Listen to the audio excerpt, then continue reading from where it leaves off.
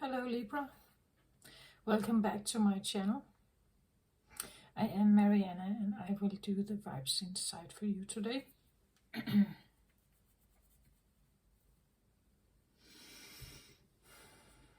So, if you are new to my channel, welcome so much. I read about what do I read about? I read about the self. I say that all the time. The self and the ego voice, and maybe the struggle between those two. Usually we hear the ego voice loud and clear, and this is the thing that we follow. We follow the ego voice. Ego is our outside face, right? This is what we present to the world. This is what we hide behind. The facade, the makeup, the clothes, the image somehow. We can see it in our rising sign as well. Sometimes it's very prominent. You can see someone really using their rising sign as a facade.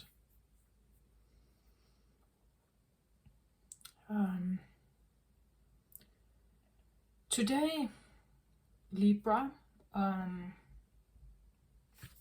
if you haven't seen the two previous, the two previous videos, I've been using totally new decks. I simply felt like something needed to shift, something needed to be different.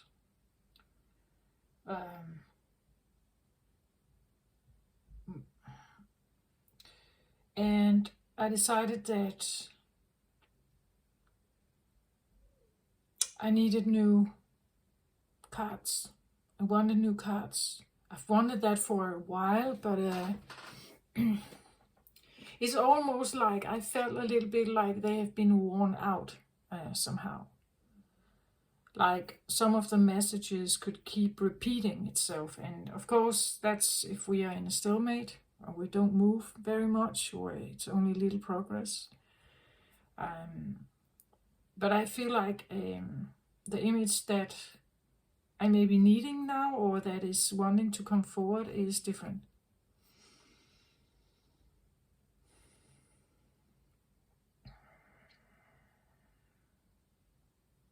I found a little bracelet that my son gave me a while back when he was visiting Turkey. And it's nothing particular, but just one of those tourist bracelets. You can buy them in any store. But I took it because there's a sense of protection with this evil eye here, and maybe you need that as well, to protect yourself from evil eyes. But there are also, when you look at the bracelet, there are these charms of like different things here. And today, when I was meditating with the bracelet here for you, I got the butterfly. Here it is. If you can see it. Can you see it, the butterfly? And it tells me something about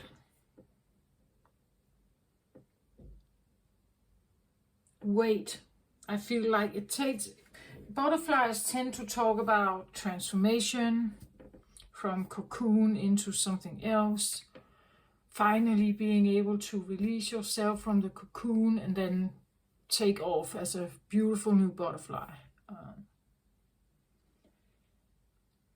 To me, it's something about weight, and you're the scales, right, Libra? It's like you always have like this wanting to balance something. maybe struggling with it. I feel like Libras are typically kind of, one of their life lessons, I believe, is to figure out how to balance stuff in your life, in yourself, and everything. There's something about weight, maybe literally what you weigh, like your body. But it could be also like a weight lifted off your shoulders.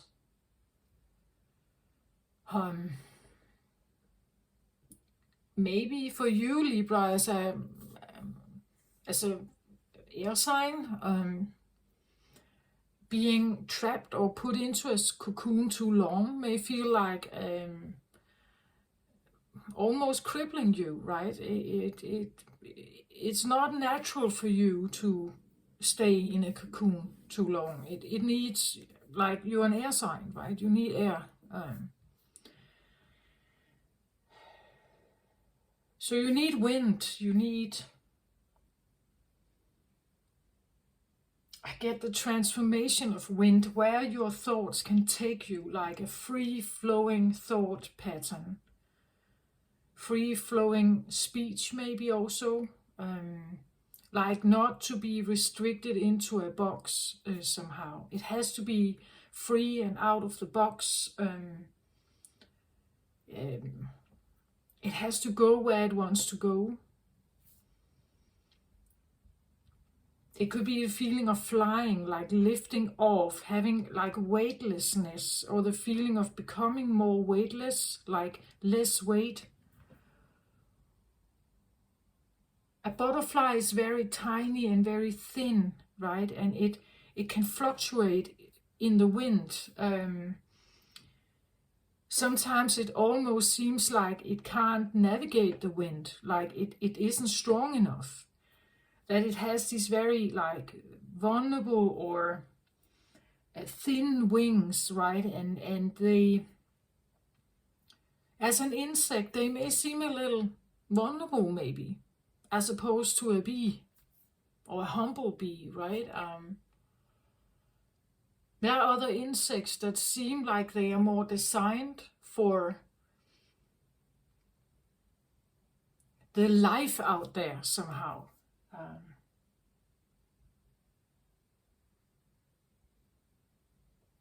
So what is it that seems to be wanting to begin for you, Libra? I definitely feel like something lifting off your shoulders. I get the orange color here today. And I have talked a lot about woundings in this area on my channel. You can go back and watch some of the former Libra readings if you feel like you want to. But I want to say that on my channel you can read moon sign as well. You can read Venus and Mars, Mercury as well. Because it's very much about perception. It's about how we see the world, how we were taught to see the world, our upbringing, our experiences, how our ego was formed, especially if there has been trauma. So maybe go back and look at that. This time I feel like it's not necessarily wound related. I get the feeling that it's almost like this should have been a little lighter color, not that orange, salmon kind of color, peach-like color.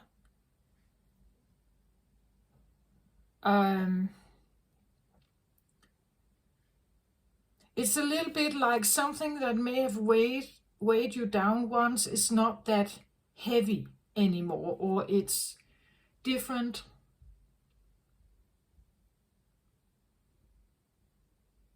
It's like coming to a healing milestone where you can differentiate something, I feel like, from being extremely wounded and extremely vulnerable in a situation to lift off and somehow just walk away from it or let it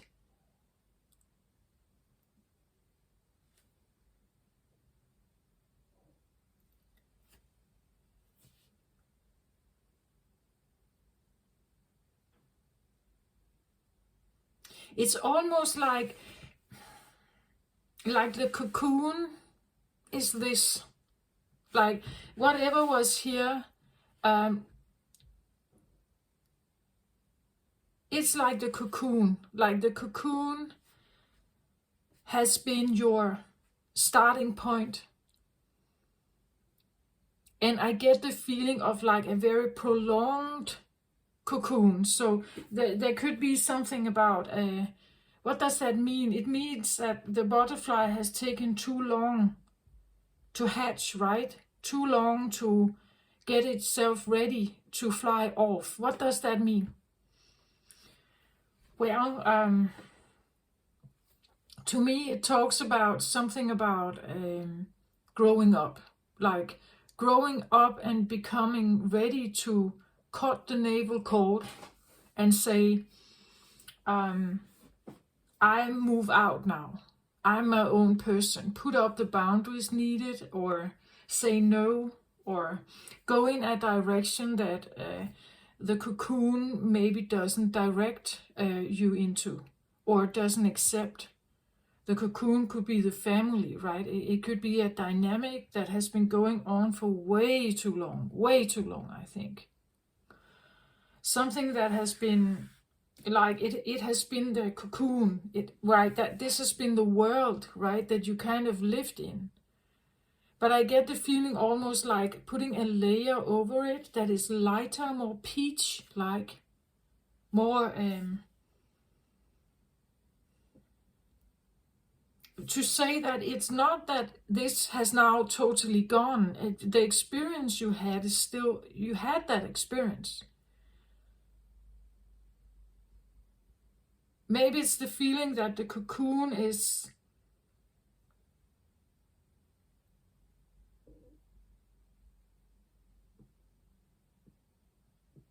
I definitely get a feeling like it's like done with it, but also maybe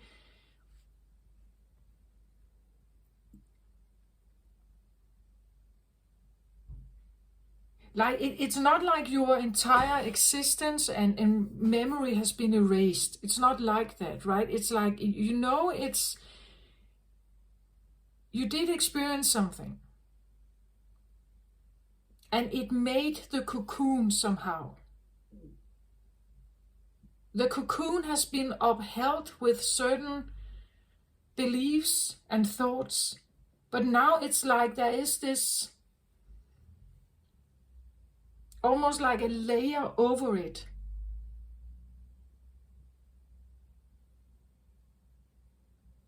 Peach. Why do I say peach and salmon? Why is it that it's that color? Yeah, it's lighter. That's what it's lighter.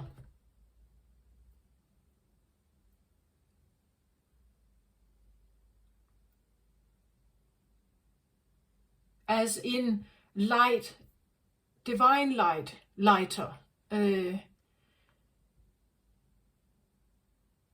I get the feeling of weight lifted off your shoulders. Something has changed about something here. It could be the cocoon is representative of your home, right? That you had a certain home, you grew up in a certain area, and shifting into another home, another area, maybe another country, another city, allows you to, even though you may feel like you have still been working with some of the energies. I talk a lot about that on my channel, that you can go to the other side of the world. If you had a trauma one place and you haven't kind of dealt with it, some of the feelings will still be present even though you go around the world. It will still be there. But I get the feeling it's like it's more peachy somehow.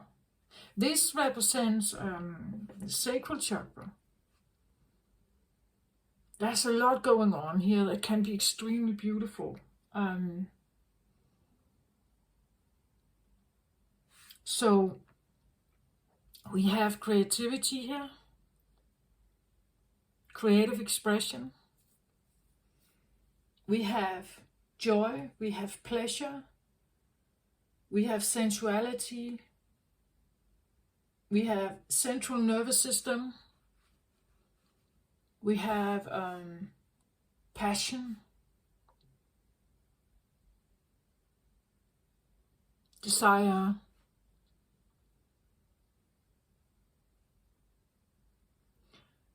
and all these elements have to do with the, what can we say? It's like the human body.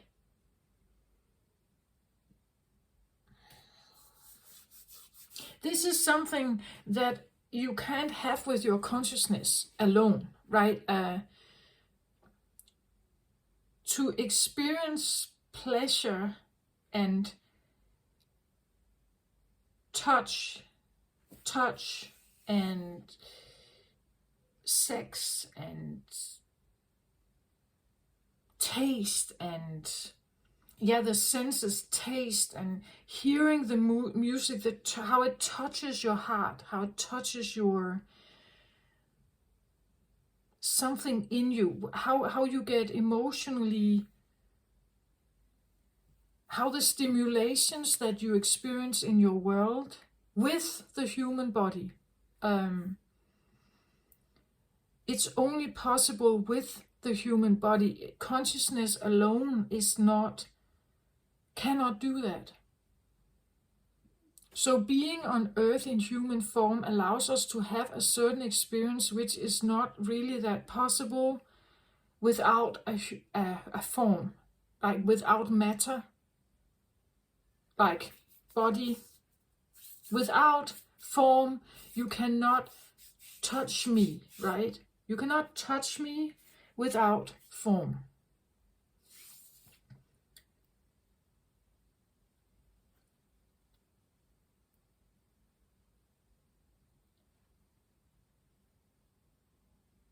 So being in form allows us to have certain experiences.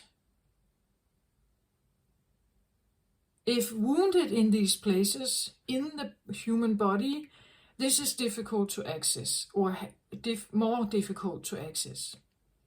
More difficult to have a relaxed, natural, organic, authentic connection with. I get the feeling that you in a human form, there is some kind of layering, peach, salmon colored kind of layering over something.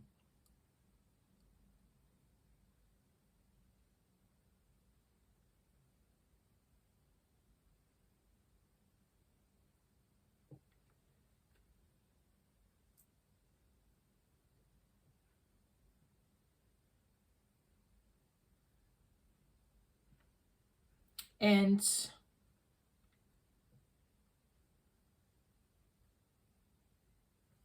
whatever that is here is helping you to be the butterfly, right? It's helping you somehow to be the butterfly.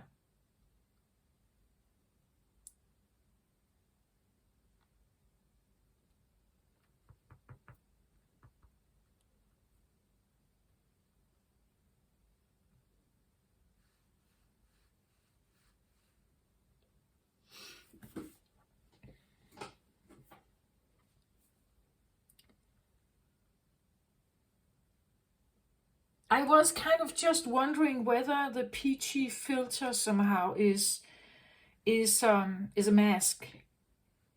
But that was not at all what I felt when I sat down to do the reading. Actually, it was very positive. It's almost like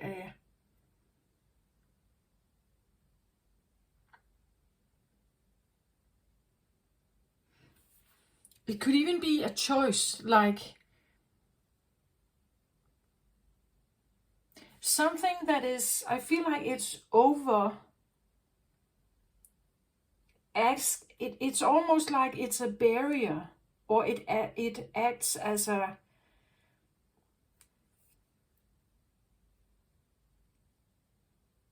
but whatever this is it could be a choice. Like this idea that I have been living with all these issues all my life, but now I choose differently, or I choose to face the stuff that I have dealt with, or I go in another direction. So it's like something has,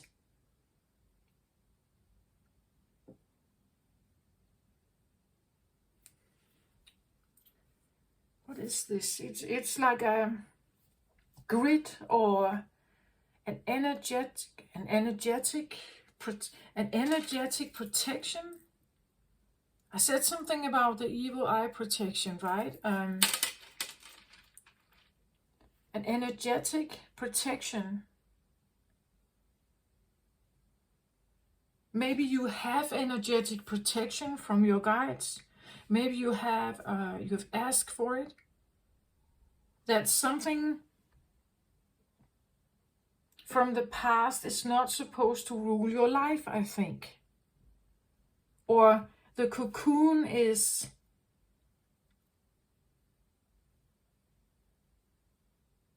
opened and you got yourself out.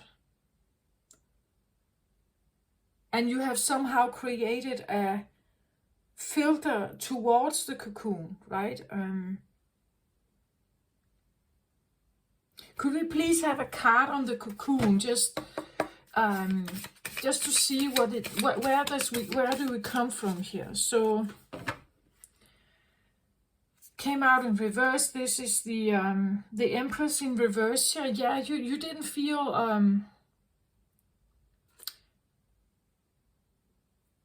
like this is feeling not worthy, not confident, not knowing the beauty that you have, that you possess, not honoring like the feminine in you, not honoring your body, right? Your emotions.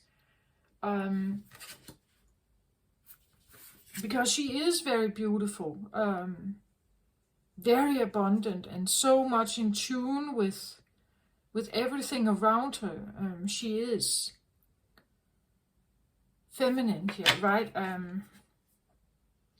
The Empress knows her worth, right? She would never run after a man, like she would never chase anyone.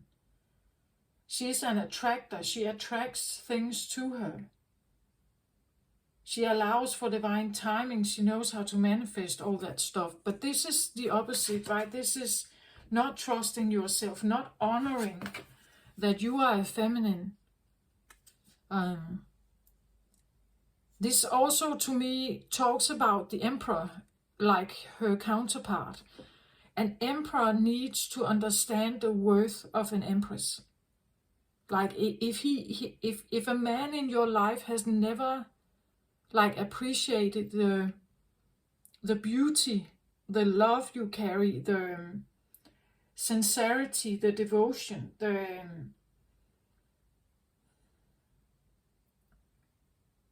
it's going to tip this Empress over. She would need like the affection of her lover, right? To be balanced, to be equal, to be with respect. But this I feel like it hasn't been. Empress in reverse could even be, because this also rules sexuality, right? That there could be something about not feeling quite worthy to attract a solid man, right? Something like that. And in this card, there's so many things about like feminine wounding, I think. This whole idea that we are not enough, we have to look in a certain way, cosmetic surgery, ways of pleasing men or pleasing the world around you. It has been a place of not honoring the feminine. And not just, I talk about the Empress here, not just any feminine. The Empress is the top achievement, you could say, of the most evolved feminine mother in the deck. She knows her boundaries, she knows who she is. You cannot just throw her around, right? She has the quality of like receiving respect, being seen with like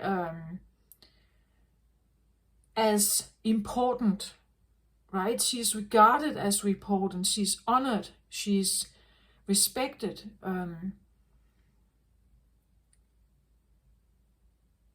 Because the Empress carries the like a golden energy of femininity. But when she is reversed, it's like she has no idea what she deserves. It's a woman who doesn't know what she deserves. She's not upholding her own boundaries. She's not speaking her truth. And if she does, it's maybe not received well, or she may have been betrayed, right? Because deep down in that Empress, there is a wounding, or there was a wounding. That she could be treated badly somehow. Okay, can we have a card, please? It was just a flyers. Do I want one more card on what is down there? Or what this cocoon? I get the feeling like when you're in the cocoon, or you connect with the cocoon, and this could be ego, right? The things we learned when we grew up, how we were designed, how we got to develop, what we believed in. There could be something about that women were not treated with respect, right? They were always challenged, like the power of the Empress was always challenged or never safe somehow.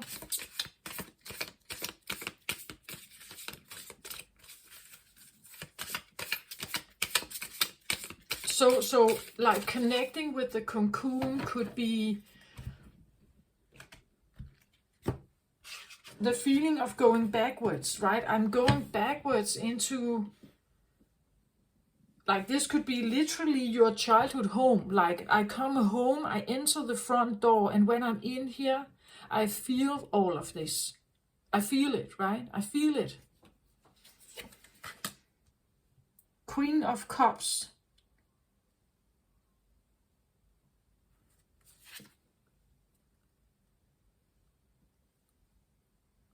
Queen of Cups to me is the mother, right? This is the... yeah, okay, now I get it. I asked for one more card, card that I'm actually drawing from the deck here. So we saw the Empress reversed and the Queen of Cups here, upright. Empress reversed means that, we need to understand the tarot deck.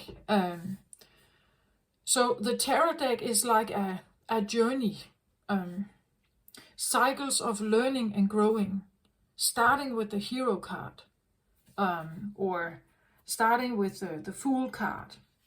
The hero starting his journey, full of enthusiasm. He walks out there and thinks everything is great, and then he experiences stuff and he learns stuff and he heals and he becomes stronger and he develops, and eventually you reach the end of the journey for that hero at that point in time, which is the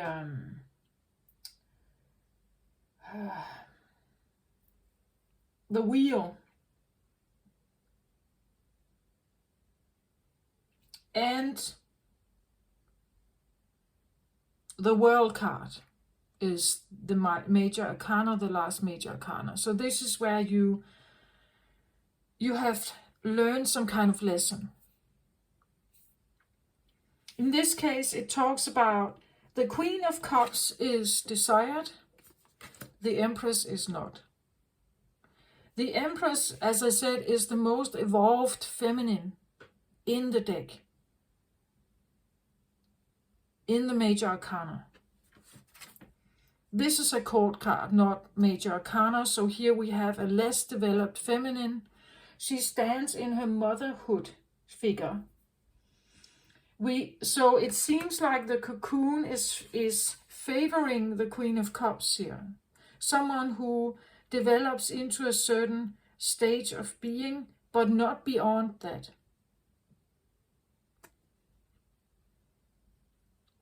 You could say she is typically very caring, nurturing, giving, a good listener, a caretaker, a nurturer. She can be quite empathic. She can be a healer. She can be a mother, the good mother. She can be kind, caring. She cares for those around her.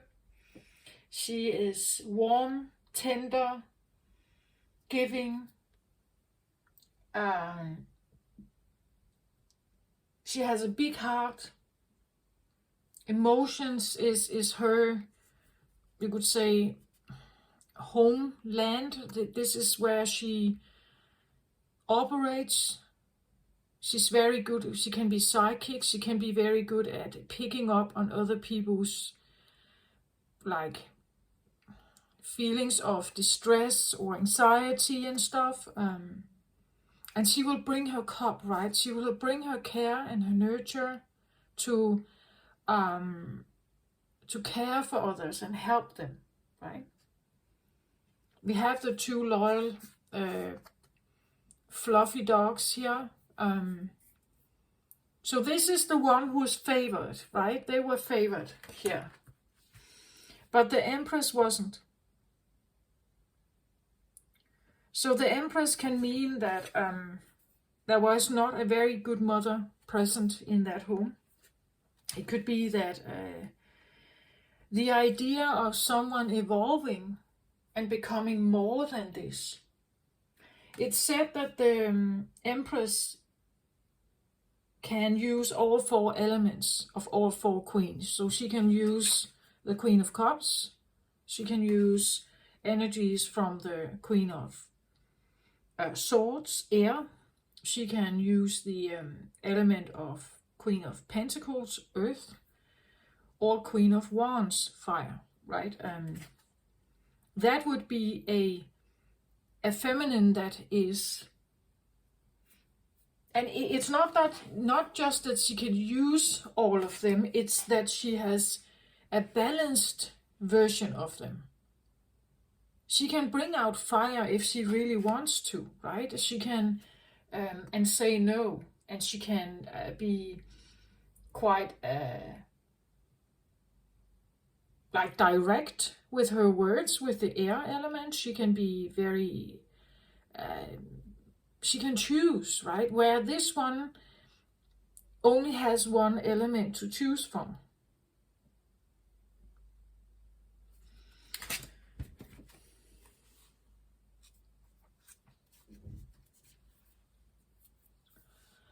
So it seems like whatever the cocoon was, it's something where the Queen of Cups was favored. She should be like that, right? A loving, caring woman. But for me, and I believe that the woman is more than this. We are always more than that as women. And of course, we can have different zodiac signs and all kinds of stuff influencing us. But as women, we are always more than that. We should be regarded more than that. There are career women out there, top career women, who are not settling for being like this, right?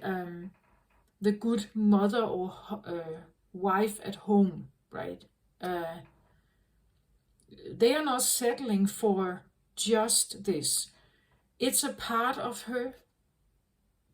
It's a part of the woman. Yes, it is, but not necessarily all of her, right? But I get the feeling this has been the favored cocoon, that someone should actually stay here and shouldn't develop into more than that, right? She shouldn't develop into more than that. Okay, so, and I said something about the butterfly, right? The butterfly becoming ready to take off, lift off from home, flying from the nest and all that stuff. So maybe someone has been flying off the nest, like maybe you had a teenager who is moving out, or you suddenly find yourself in the cocoon, alone perhaps. So maybe something flew off, maybe you are flying off from a cocoon state of being here now, where this Queen of Cups wants more, you could say. Like she's maybe wanting to be more. She is more, but it's actually owning that fact that it's okay to be more, perhaps, right? If the cocoon has favored her as a Queen of Cups, staying there, not developing into anything else, she's probably a very pleasant, very nice, kind person. But what about all the rest, right? What about joy and fun for her? What about warmth, energy, pleasure, or whatever? That's also the orange color, right? What about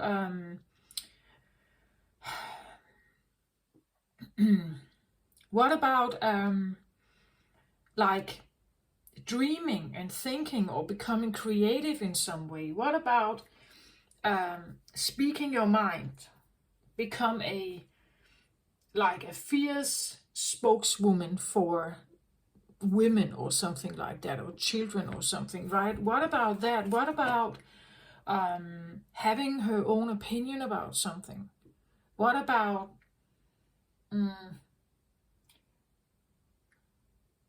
having the trust in yourself that you can be more than that, that you can be your own, as I said, businesswoman maybe, or you could be, but it's almost like stepping out of that cocoon, and suddenly it's like there's all these possibilities, right? So it's almost like a bit of like growing up, or this idea that there's more that I can do. So what is it that I want to do? And to be able to go out there and explore some of this, you have to like put some kind of ending maybe, or a filter on something from the past. It feels a little bit like, can we have a, oh, that was quick. I wanted to say, can we have a card on the filter, please? And now I got this one. King of Wands in reversed.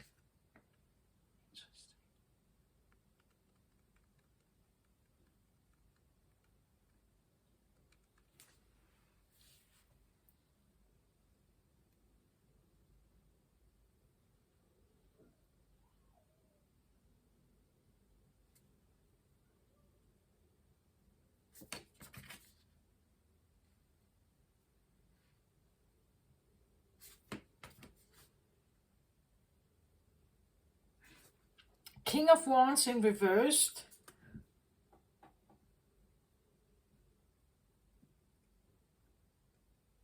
Well, I feel like it come across as like putting a layering on what you are supposed to go out and want. Like the King of Wands, he would normally go for whatever he wants in life. Like he is determined to get what he wants. And he uses his fire energy to possess it, to get it, to chase it, to run after it, to use the fire to light in the darkness to find it somehow. Whatever it is that he wants, fire energy can be very, well, this could be a fiery lover, right? This can be someone who uses sexuality to gain something or to get like pleasure or pleasure seeking and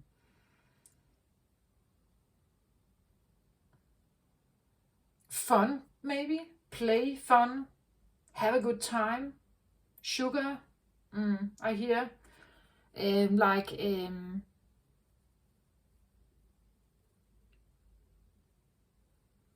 my sugar babe, right? He could say something like that. He is depicted as a man, doesn't have to be, can be just the energy of something. I would say it's Mars-like. Right? This is someone who takes action and does something. It's masculine. It's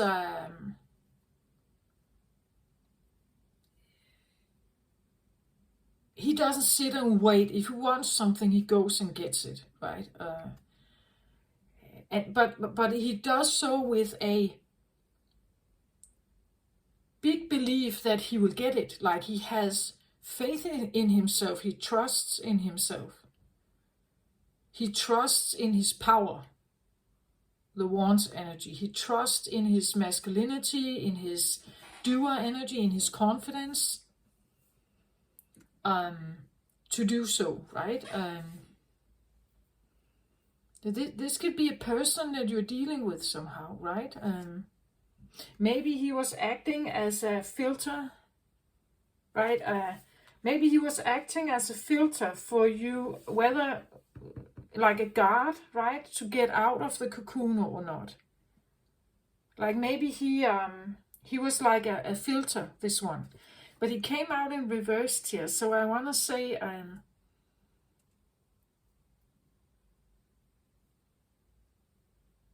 well, of course, it could be someone you have been dealing with who somehow was guarding. It's almost like a, like someone guarding how much fun you have or how much pleasure you have. It could be the feeling of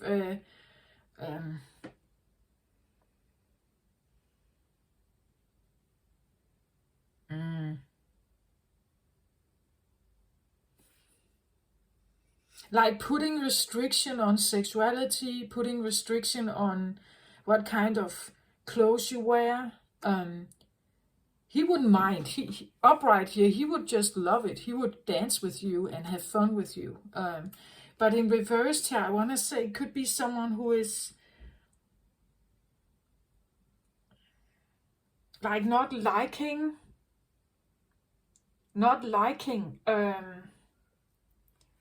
or not being very like not being very sexual, like or not very outspoken, not it's like a filter of not engaging in something wild, I want to say. Wild and free and fun and all this, like a layer of like this I cannot do. I can, as we say, because you had a coding here, right down here, that says the Queen of Cups and needing to stay that way. Therefore, you needed to shield yourself from wild stuff, right? It could be like your ascendant could be something that is, or your face, your style, your image could be a style of something.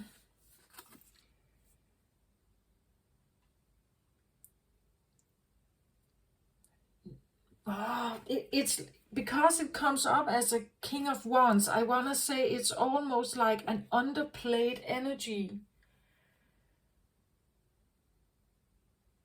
Like deep down here, there actually is a lot of fire, right? Deep down, there is a lot of creativity. There is a lot of expression. There's a lot of sensuality, a lot of play, a lot of fun down here, actually. But it has never been allowed to see the day of light, right? It has never... It's like something that... It could be a father, right? That says, you can't go out, my darling daughter, right? We have to keep your pureness intact here, right? Something about your virgin-like pureness, something like that. So you can't go out there, right? You're not allowed to express like your wild side or a sexuality in you. You can't show up without clothes, right? You have to dress right, behave right, look right, talk right, be the Queen of Cups. Like, be the mother.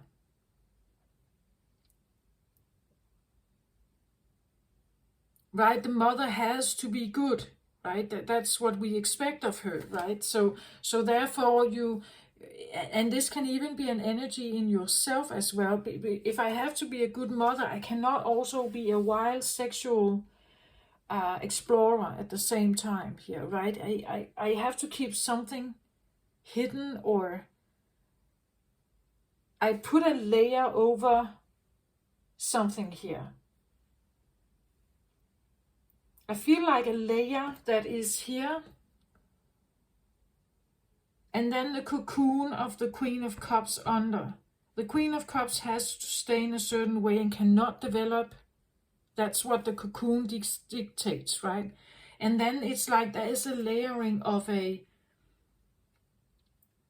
masculine energy that kind of keeps this space intact. Or has been. It can be your feminine and masculine energy. Maybe you have felt like there has been a little bit of a struggle between those two. Like, what you want to do in life has to do with this, or the lack of doing something. Could be that you didn't take action to go for what you wanted. Maybe someone you were very attracted to, you didn't go there. You didn't go there because you had to stay the good mother at home, taking care of your kids or something. The good wife, or like the loyal, devoted woman in the home, right? You needed to be in the casa. You needed to be in the cocoon, or within the family system. You had to play a certain role. And when you play that role, you cannot be like go out and like be a fiery, like fierce go-getter. At the same time, it's like those energies don't go together. Being the quiet, maybe devoted, good mother, good listener, and all that stuff. Nurturing, caring, empathic, all that. Then you can't go out and be this fierce warrior king here at the same time, who goes and gets what he wants. It's like those two don't go together. So there could be an element of a masculine voice in you that says, but I can't go out there. This can even be someone who doesn't have confidence, right? That a lack of confidence has been covering up something about your feminine energy as well. I've talked a lot about this, that the fire energy we have on Earth is underdeveloped. We are not very good at figuring out how to use this well. Men are not, and women are not. Men still better. They often get the better jobs, but they also use force. and maybe anger and control and dominance to get it. Whereas the women are probably, generally speaking, struggling more. Probably because there is this underlying thing going on for women, perhaps, that we have to stay loyal and devoted, right? And be good and kind and caring and loving. And this can be subconsciously, right? And then we have something here that if I have to stay like that, if this is a deep subconscious belief, then I cannot also go out and be the fierce adventurer in life, right? I can't just leave everything behind and walk away. I somehow have to stay here. And then there's another energy that has been, I wouldn't say cover it up, but it's like a layer over.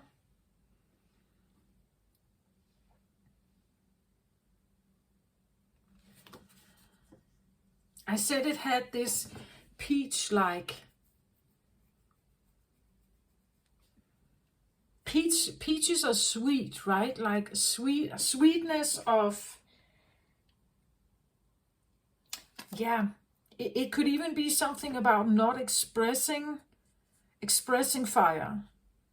So not expressing anger also, not expressing rage or bitterness or sourness or like disappointment and like that. There is, if I have to stay like that, like the Queen of Cups, I can't be angry, right? Because a good mother cannot be angry.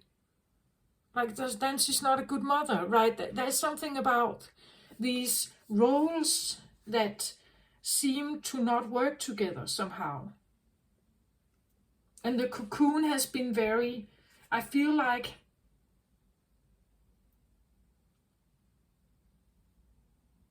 non-negotiable, that it couldn't be negotiated, right? If I am a good mother, I'm a good mother. I can also be like someone who doesn't care and only goes for what they want in life.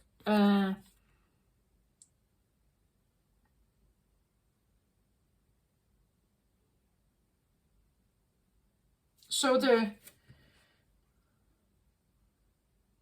could be a sense of like I need to keep up maybe a facade that is sweet.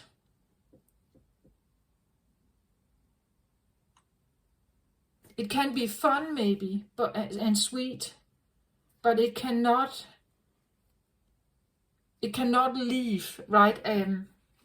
I cannot leave because underneath it all, I have to stay the devoted woman who never develops into more.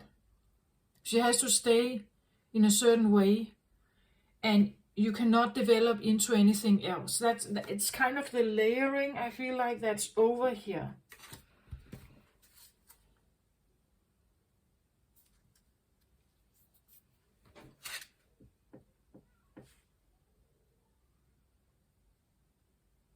I cannot be the one who goes out and gets stuff, because I have to be the devoted woman. I get the feeling it's like maybe subconsciously,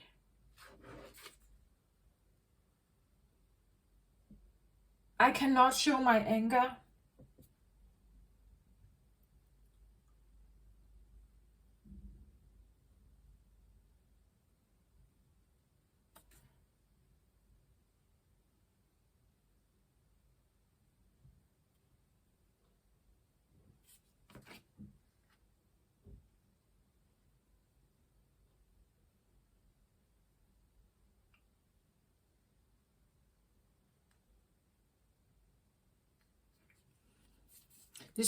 It could even be someone you're fearing here.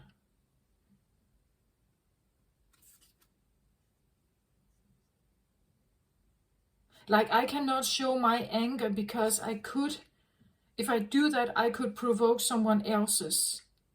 I'm kind of drawn to the element of, we see how the trees, how small they are here, and how he suddenly now appears extremely big, right? If these are the trees of the forest, if these are normal trees in the forest, now it's like he suddenly becomes so much bigger, like a giant King of Wands here that is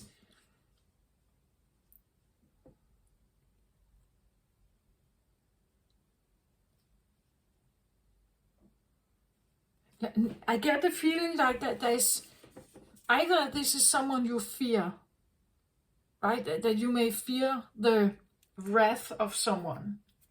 And therefore you cannot show your anger, because if you do, they will react to it, right? So you need to stay calm here somehow. You need to stay calm. But it also means that you need to control your own fire energy, maybe, to keep it down or keep it small. At the same time, I feel like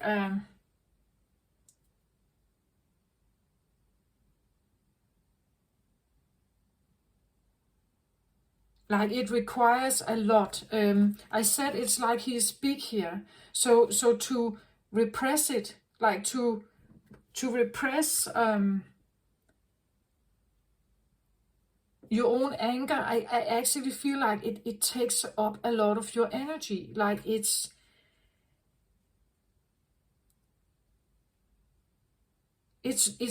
especially if you actually have typically that's what we draw towards us, right? Even the people we grow up with, our family. It could be the feeling that this has been a father with a lot of fire energy here. Like a lot of will, a lot of ego perhaps also. And he wants things in his way. He wants it done how he likes it, right? The trees are small. It's like he's a giant titan here, right? Kind of. And maybe this has been what you have been up against in your childhood, perhaps. And to not engage with him, to not awaken this tightened anger of his, maybe. You decided not to engage. You decided to stay calmer and be the loyal, good girl, right? So that you wouldn't awaken this, right? That was the layer. But I get the feeling, because if they seem so big, I feel like you have like equally as much Wands energy. You have equally as much fire here. And to repress this has taken a lot of your energy to keep it down, I think. Keep up this sweet mask of yours and stay in the cocoon. That is a crippling feeling to a fire King of Wands, because this is the one who wants to go and get stuff done. They want to go and fetch what they want. They want to have freedom. They want to go wherever they want. Being trapped in a cocoon here is like a nightmare. Right? So I get the feeling there's a lot of fire here, actually, in all kinds of directions. And now it's like this has been a cover-up, maybe, or what you have presented to the world, right? That you had to be sweet and not show your anger or your fire much. You should keep it down. Out of fear, perhaps, right? Fearing this big energy here from someone else. But actually you have equally as much, I want to say, but it has not been developed. It's like a... And now I get the feeling...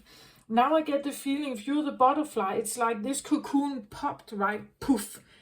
And now it's like you are given the opportunity to leave the good girl behind.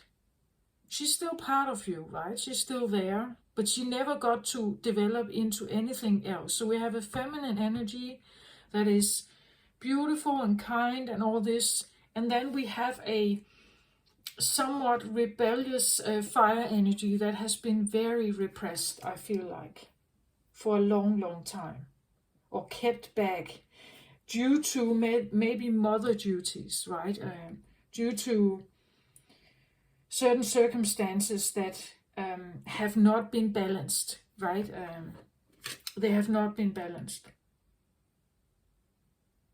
This can be a certain person in your life with whom you've had difficulty, right? And you didn't want to stir the waters, didn't want to, create more fire. You didn't want to create more conflict, maybe more like butting heads with someone.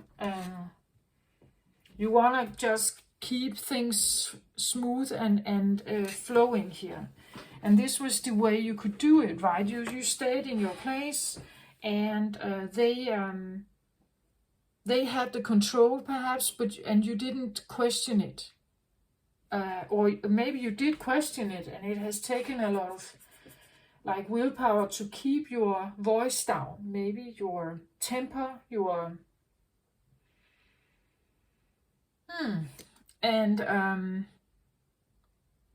and you put up a nice, clean, sweet facade, I feel like.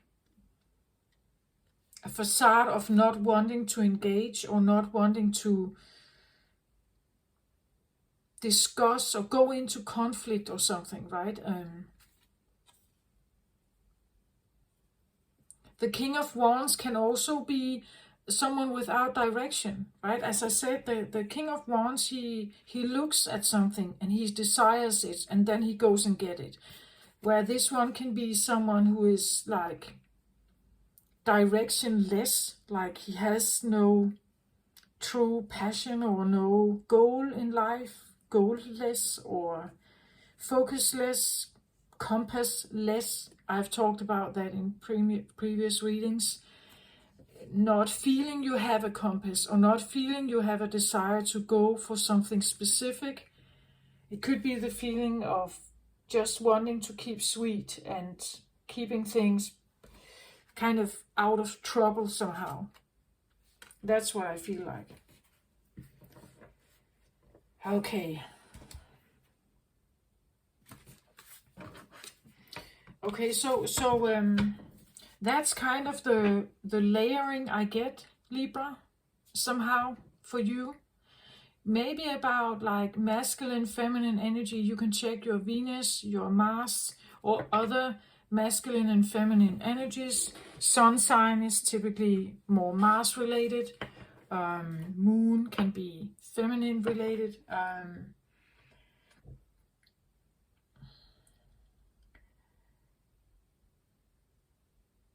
Each zodiac has a certain touch to it.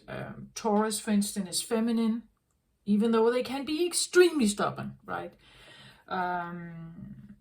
We have Virgo is considered the Virgin, right? But it actually connects with Mercury, so it has a more masculine, analytical, very persuasive kind of tone to it.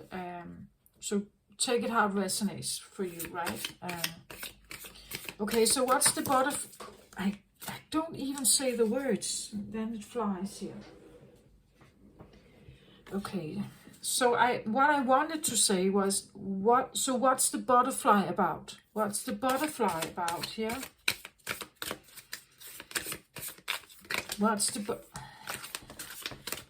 not so many, please. There's too much. What's the butterfly about for you? Oh, and if you're interested in the tarot cards here, this is the Gilded Tarot cards from Barbara Moore. Just if you're interested in that, let's have a look here. So I asked about what was the butterfly about here, and then I get the Two of Pentacles. Yeah. The Two of Pentacles, well, Ace of Pentacles typically talks about a new beginning of something tangible, Pentacles are tangible, like money. It's typically matter. So it can be something like a new beginning. But here I get the feeling of two choices, right? Which one do you choose? Like, it's almost like you're given two choices. Two Pentacles talks about like you have too much on your plate, like you're juggling too much. It's a heavy ride to maybe uphold some kind of facade or something here. To do the work of the good mother and be very devoted and caring and stay within the cocoon way too long to develop into becoming a more full Libra, right? So keeping up the facade or doing this, keeping your temper down or keeping your sexuality down, whatever this is, your creativity down, all the stuff that you would like to do. It's like postponing all the stuff you want. All the stuff you would like to do. It's like postponing it, postponing it due to some kind of duties, I feel like some kind of duty, some kind of loyalty, something that has kept you within a cocoon for a very long time. And now it could be the feeling that I can't do this anymore. Like these two jobs are too difficult. One job being the good mother, and the other is to keep your own desires down, to keep this facade up and the mask up. It could be the feeling that this reading has to do with like a crumbling ascendant. Like a crumbling of the ascendant mask, right? The mask we wear. The ascendant is typically what we were raised to be, or how our upbringing has influenced us to look like somehow. Or behave, or even directing our education choices, or our choices in love, in everything, like our image, our clothing, our way of raising our own children, our everything. So you could have a look at your ascendant sign also. But I get the feeling there's something about that keeping up these two jobs, you could say, is too difficult. Too difficult. This has been too much. So here he stands and he's watching this. It could be that maybe you become aware of something here. Like maybe you become aware of like the two different jobs that you have been carrying, or the two different sides of you, or something that you become aware of. It could even be that the King of Wands in reverse was, you could say, the father of your children, but someone who's never around, right?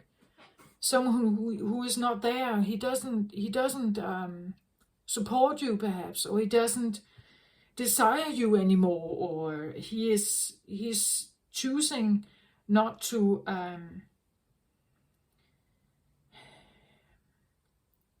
be involved with whatever this Queen of Cups underneath it all has been like operating with, what she has been dealing with. Maybe you are becoming aware of the two different like gender roles, or two different sides of you. That one part of you feels that it should stay at home because there are children there and there's responsibility, and you want the home to be like nice and clean, and they have to be fed, right?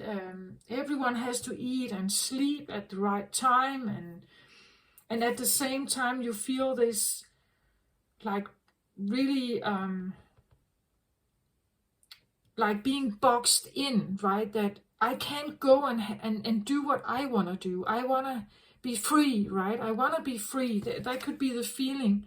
I want to free myself, right? Because It's like there's 2 jobs for one person, or I'm 2 persons, or I'm 2 different, I have two different sides of me, but I'm only one person. Like, which one do I choose, or do I have to choose only one? Can I only be one, or can I also be a fearful adventurer at some times, even though I have responsibilities at home, being the good mother, right? Can I evolve myself, or give myself permission to step out of only one role? That would be the butterfly, right? Flying off into the new adventure, or becoming the king of wands, maybe, right? It could also suggest that your king of wands energy is immature. It has never allowed to develop. It has never, you have no idea how much power you have, actually, how much strength you have. You have no idea how much you could actually go and get, if your confidence was right. But it was better and maybe safer in a situation not to develop, to stay where you were, to stay small, not stir the waters, just keep sweet, and not do much wrong in a situation.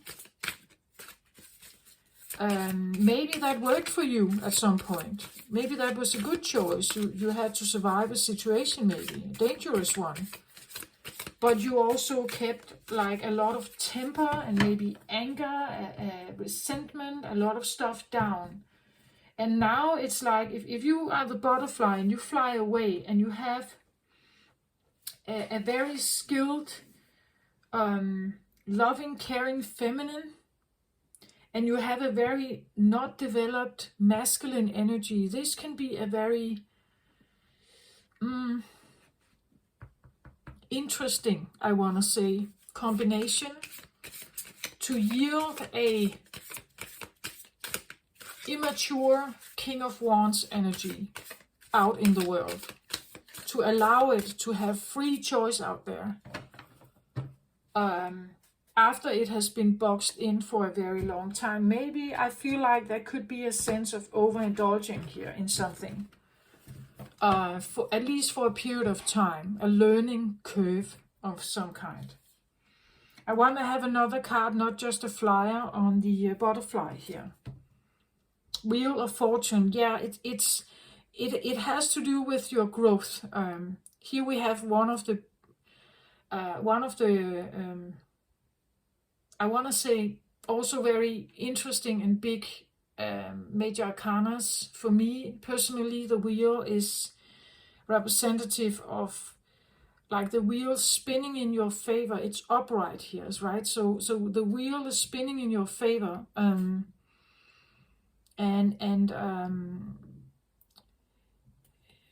it's part of the learning curve. I feel like if you feel like you want to indulge in something, if you have somehow managed to take off from a situation, that you got a free pass, or you developed somehow, the Queen of Cups developed into more Empress-like state, and knows now that she can say no, she can become a wiser woman, right? She is more competent, she is more confident, so developing, but now seeming to kind of needing to stand with this King of Wands energy can be aggressive, right? So if you get a free pass and you have been restricted for a long time, you would probably throw yourself into anything that could be of fun or pleasure, or just like sensationally, maybe wanting to taste everything, right? Wanting to have a taste of everything out there. Everything you could desire, everything. So being a butterfly, as I said, this insect, like little fluffy wings, but not very the butterfly is not a lion, right? It doesn't have the same sort of like strength and possibility to defend itself. It's a small little insect. It can be caught in a web of something. So maybe we need to take a look at what happens next. What happens next for Libra? Because I get the feeling that this was a little past story. Maybe you're in the middle of like literally leaving home, or you move out of a situation. You have gotten yourself to a point of releasing certain obligations. You have freed yourself, or your children are older now, so you could, if you give yourself, if you allow yourself, you could take off. You could fly out there and have fun, right? You could do that.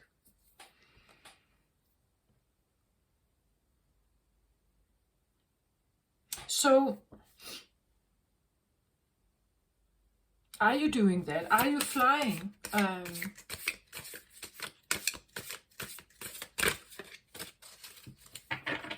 I think I do think you're flying, actually, but there could be something about like a bad conscience still. Like, I shouldn't be doing this. I should stay at home, or so there could be like a learning curve of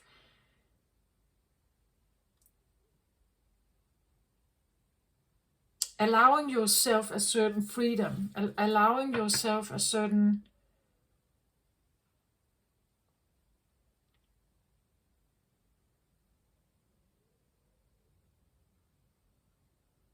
yeah, something like that. I do think you're trying to fly, but again, it's this.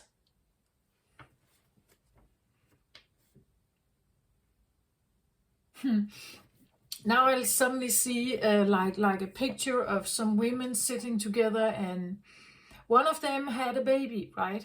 Is a new mom, and she sits there, and she has gotten herself out of the house, meeting with some of her girlfriends. They sit at a cafe and are enjoying some kind of lunch or brunch or something, and they're talking and giggling and having like a good talk, and they remind themselves of old times and when they were good friends and all this stuff, what they did when they were single and stuff. But this mother, she's engaging in the best way she can, but a part of her is thinking about the baby at home, right? So there could be this feeling. Oh, my nose is so itchy. It could be this feeling that yeah, I do want this. I do want to be here somehow, but I just can't. I can't fully be present. I can't fully just enjoy and sit here and relax and be just the old me. I can't do that. It's like I have this obligation somewhere else, or I should or ought to. It's my little baby, right? I miss them. I want to be there. And I think every mom has that to a certain point, where they are conflicted between the former role of being single and free, and you could do whatever you wanted, and now maybe being now a wife or a mother, the responsibility that comes with that. So like letting go of the responsibility, that there could be something about this here, like this. And maybe just be kind to yourself, right? Be kind to yourself that this is a phase where you're walking, or you're leaving a cycle of your life where you have been like maybe the very devoted mom to something, or the very devoted wife to someone, or very devoted to a certain project or something. And now it's like you can literally, like, slowly, maybe, like, just remove yourself from that. It will be all right, right? It will be all right to remove yourself.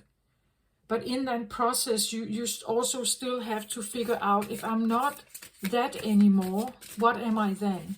Like, what if I'm not the mother anymore, or I'm not this devoted wife or good good girl or good woman, who has kept down all her, we could say, the bad side of her, the bad girl in her, or the powerful, strong, fierce woman in her, the adventurous side, the sensual side, the sexual side. It could be the feeling of a part of you has been starving, right? Because you have held it down. It has been kept down, and it has required a lot of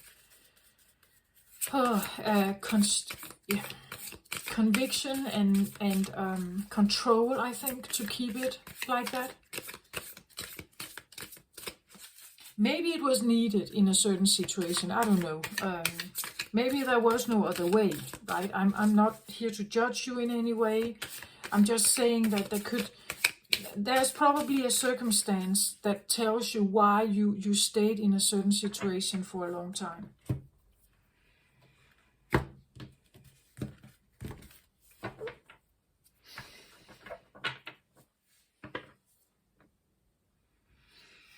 So how are we moving forward here for Libra? I get this feeling like maybe you are the butterfly now. You have actually realized something, I think, here. You are actually, I feel like the opportunity, circumstances are right. You can take off.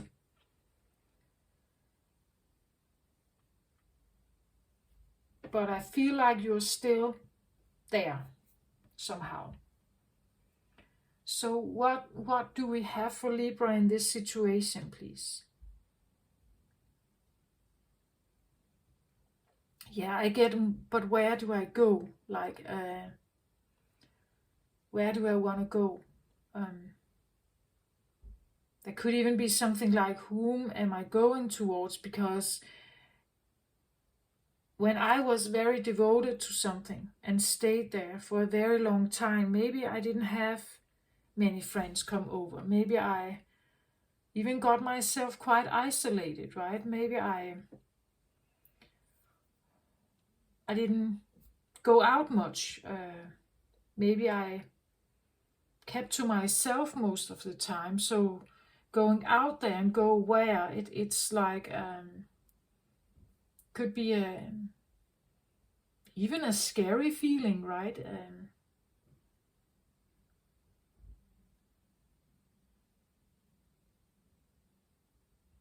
Can we have three potentials, please? Three potentials. Page of Wands in reversed here, as a flyer. Yeah, I get still this feeling that I don't know where I want to go. I don't trust my instincts, perhaps, of where I want to go. I don't feel like I connect with my fire. I don't connect with my fire right, or I don't trust it. I don't trust it. Yeah, and I get more like no compass. Like, I don't feel like where do I go? Where do I go?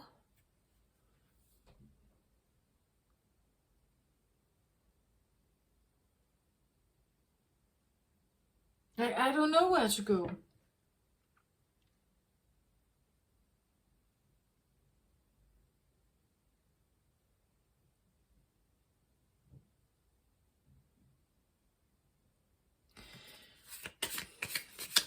Well,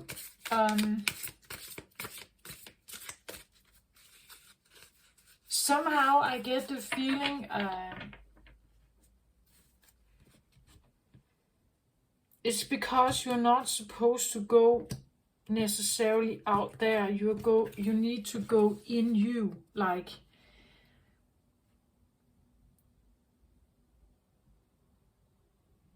being restricted so much can be the feeling that I can look out the window and I can see all the fun and the trees out there, but I'm not allowed to participate in it. Now I get a free pass. Now I can get out. But where do I go? And I think you literally have to, like, just one step at a time. Just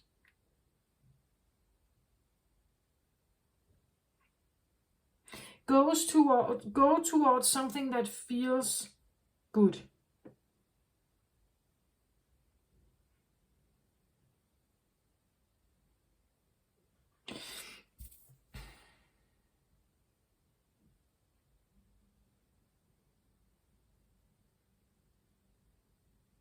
Something that feels good. Maybe it tastes good, right?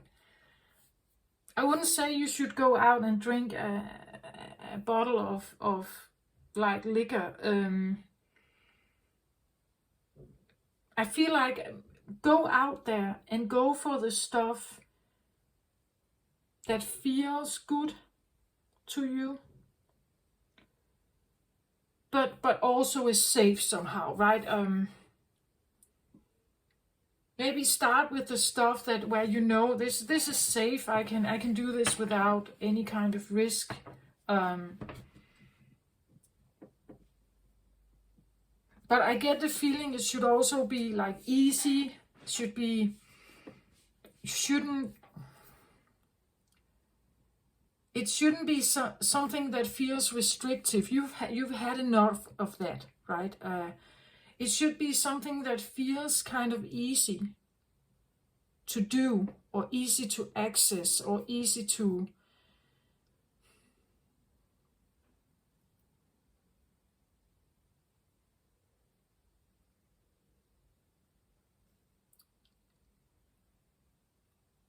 not too big of an effort.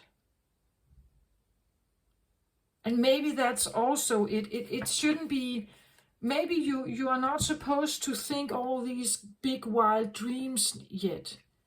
Like maybe you just take one step at a time. You go for something simple that you like. Maybe you like a certain cake. Go and get that one then.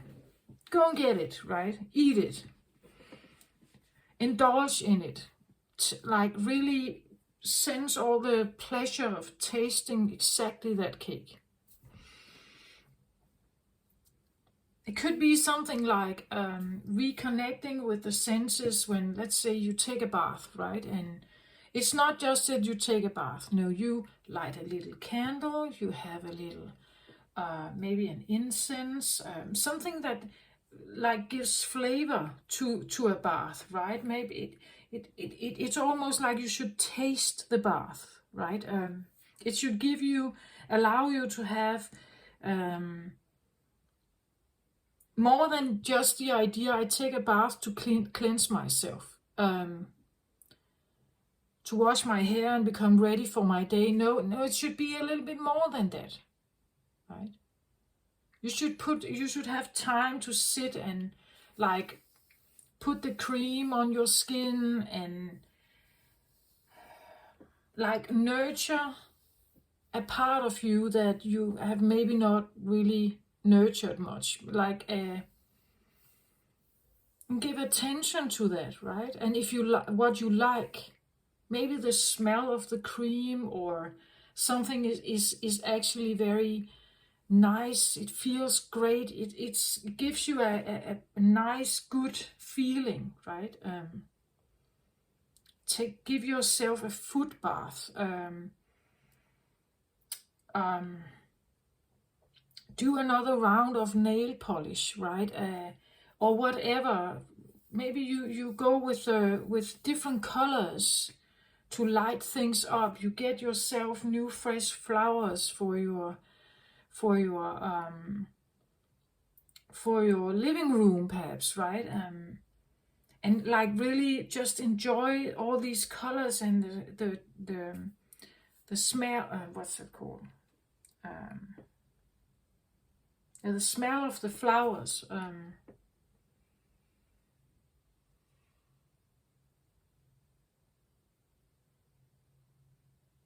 Maybe you buy yourself a new perfume and you put the perfume on and then you just really sit in it. Just sit and just let your senses absorb this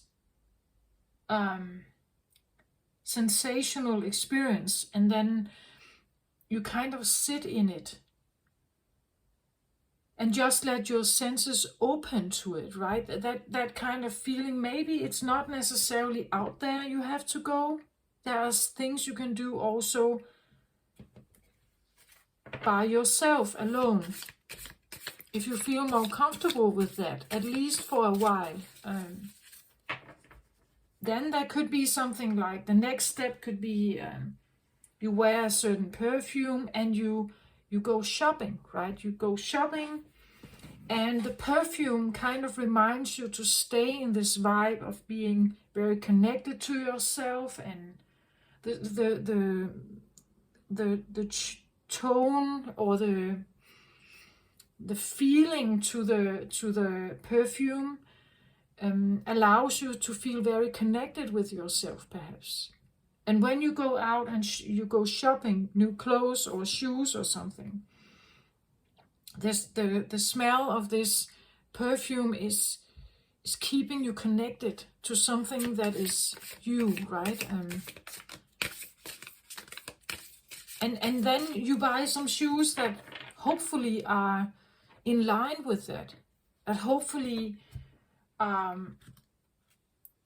in line with what you felt when you sat with the perfume at home. Sometimes I think that if we are not very good at going out there and getting what we want, sometimes we can get confused with all the stuff that's out there. It's so easy for the mind to get confused. So maybe we have to remind ourselves when we sit in a quiet space where there is not much to like look at, and then you try to have the connection with yourself in a bath with beautiful new washing soap that smells like apples or whatever, and you have an incense or a candle or something that gives a certain mood, right? A relaxing tone, perhaps. And maybe you get in tune with something that you actually like this. You like the smell of something. You like maybe the pace of something. And when you realize that, this is then, how do I take this with me out there? You may need a reminder, right? You may need something that reminds you, and maybe an odor, like a smell, a scent could be helpful. It could be something that you realize that if I touch myself in a way where I go maybe slow and I connect with my breathing, then it's like I feel very pleasant, or I feel a calm and more like a kinder way of connecting with myself, and I can take that with me. So if I stand in the shop and I'm looking at all these dresses or all these blouses or whatever there's there, I can allow myself to just stand for a little while and see if I can connect with what I felt when I was at home. And then I can take another look if there's any particular color that speaks to me, if there is a certain design or a certain pattern that I like, and then ignore the rest, right? Ignore the rest of it. Just go for these 2-3 things. And if they don't really feel right to you, even when you look at them, then maybe the shop is not right for you, right? And just allow yourself to become more connected with that part of you.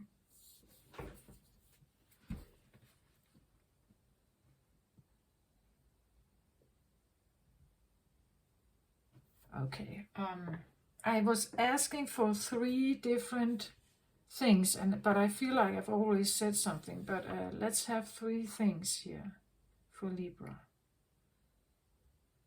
So being the butterfly, standing on the edge, just about taking off, but not knowing exactly where to go. So what could be beneficial for Libra in that case, to kind of just remind herself, or to direct her, maybe? To direct her a little bit. Or him, sorry. You can't be a man, of course. So I get the High Priestess. It came out a little bit reversed.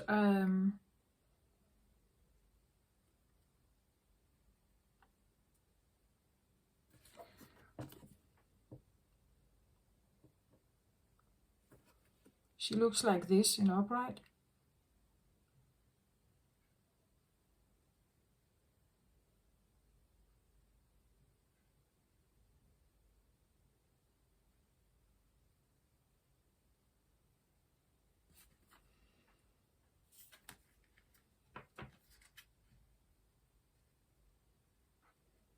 Yeah, it's like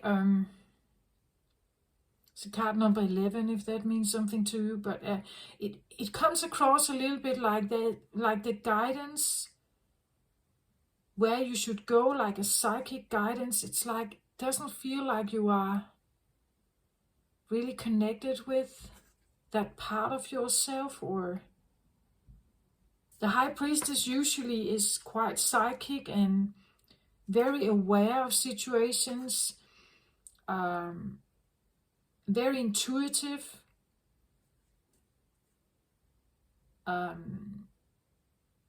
can be very like empathic also, telepathy, there can be clairvoyance. There could be a lot of stuff going on with this High Priestess, yeah.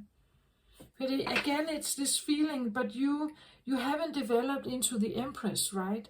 So how should you be able to know your inner High Priestess? Yeah? Or maybe you're not listening. You have not been listening to her. Or you have felt there has been no guidance. It's like I can't hear her, I can't feel her. It's like there's nothing really there.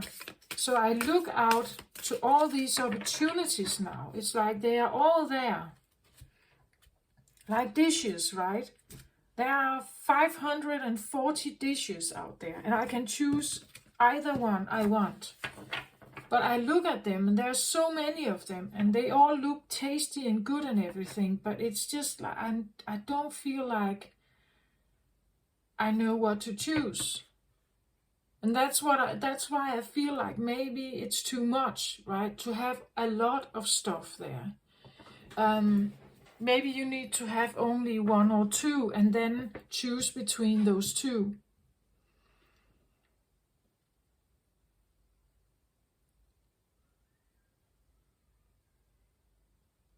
Like going into a big mall can be distressing if you don't feel like you know exactly what you want, because there's so much to choose from.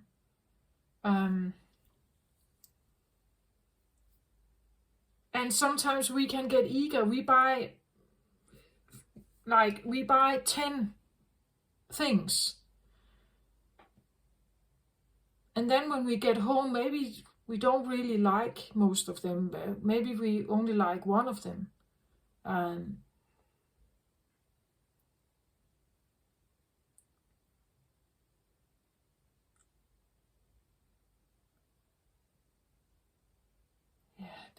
It's something like that. Okay, 3 cards, please, on this for Libra, or what could be something you're considering. I don't know why I flipped it. Normally I do like that. I go with it. What about the next one?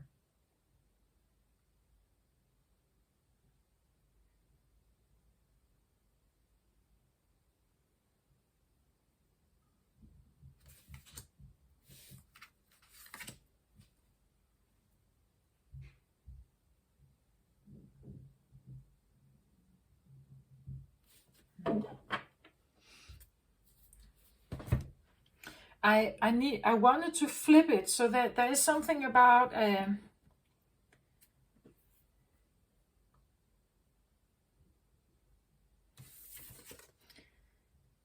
Queen of Wands reversed here. She looks like this upright.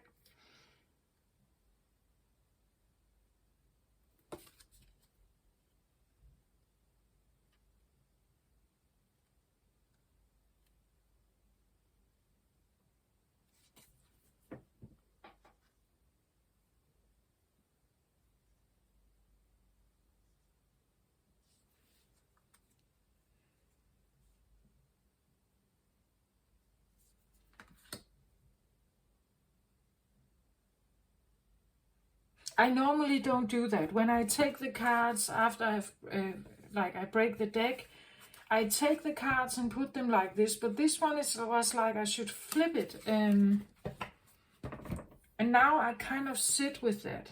Why should I flip it?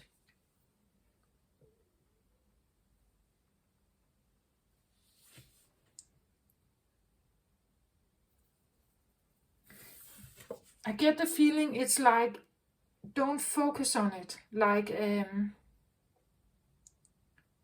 don't focus on trying to like be a Queen of Wands suddenly. Someone who is, well, a Queen of Wands, she can yield this fire energy. She knows how to use it. She's not a king yet, right? But she has gotten quite far. She knows a lot about the Wands energy.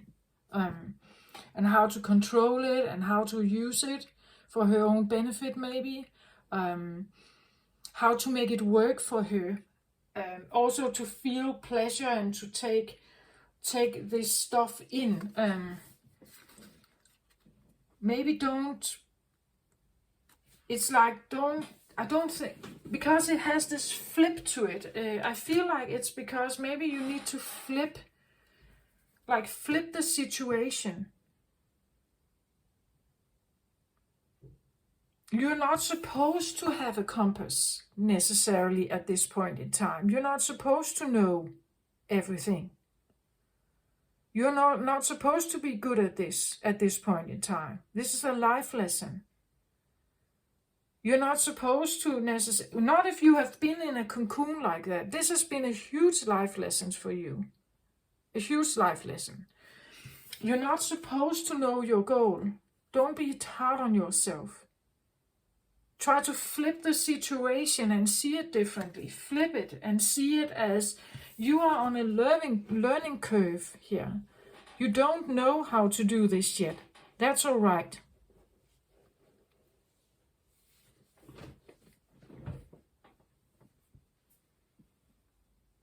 Maybe also admit it, like admit to yourself that you are not maybe that good at controlling your fire energy, or you don't know exactly how to, you don't know where to go.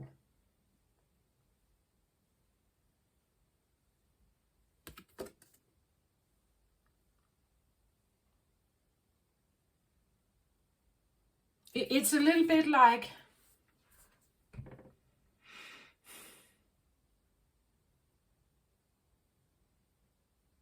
riding a bicycle or any other kind of stuff, new stuff we need to learn.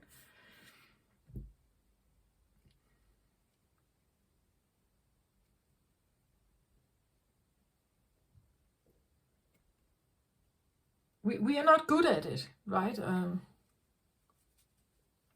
We are not good at it.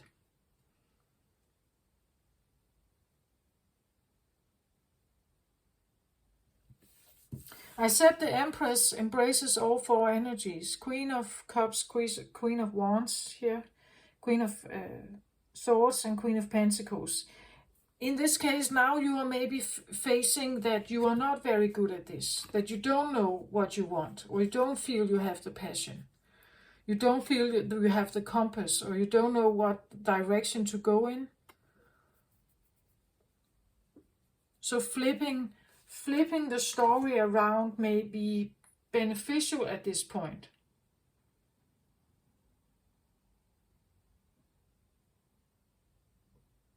Admitting that I'm not quite sure how to do this, to yourself also, maybe literally admitting to yourself, I don't know where I want to go.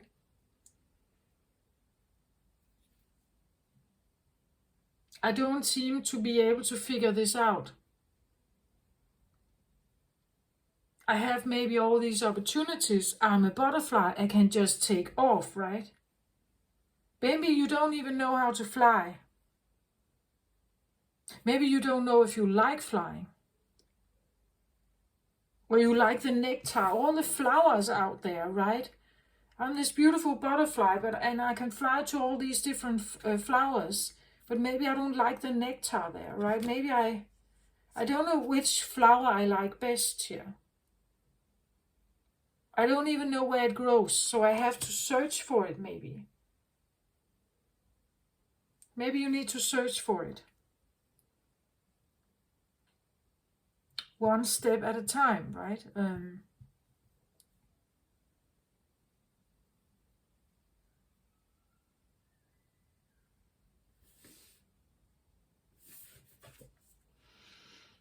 Four of Cups.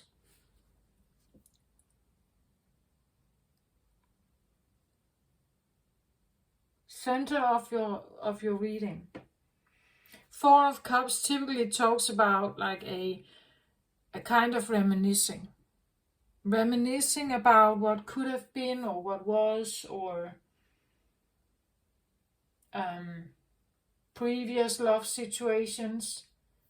Normally he's in other tarot cards he sits with crossed arms, and he's not really paying attention to the one that is presented from the divine here to him. In this case, though, it feels a little bit like maybe he is paying attention to what's coming in here.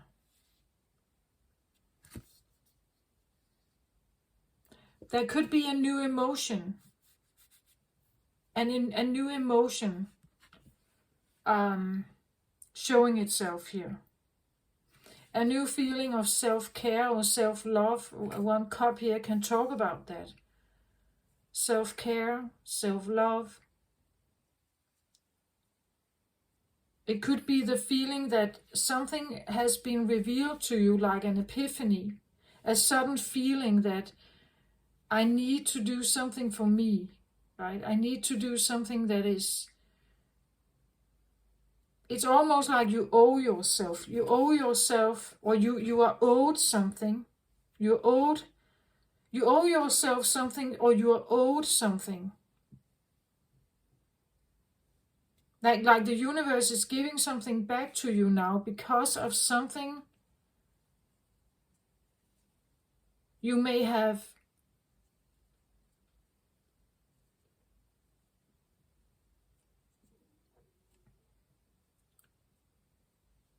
dealt with somehow. And I see these, like I see the three cups here, they can talk about, they're still standing, meaning that this can be previous love situations. And because they are still standing, you haven't really, like you haven't released them from your being yet. You're still attached to some of this. You may still feel responsibility. These could talk about 3 children, right? Or a husband and 2 children, or parents or something. There's an obligation or devotion or loyalty or something. some kind of love connection here that is that you still feel some kind of obligation to. He sits with his back towards the tree. That also tells me something about family roots, still devoted to something from the past that may have to do with roots and family or something. But I'm somehow drawn to the fact of seeing these, like the red, what's that called?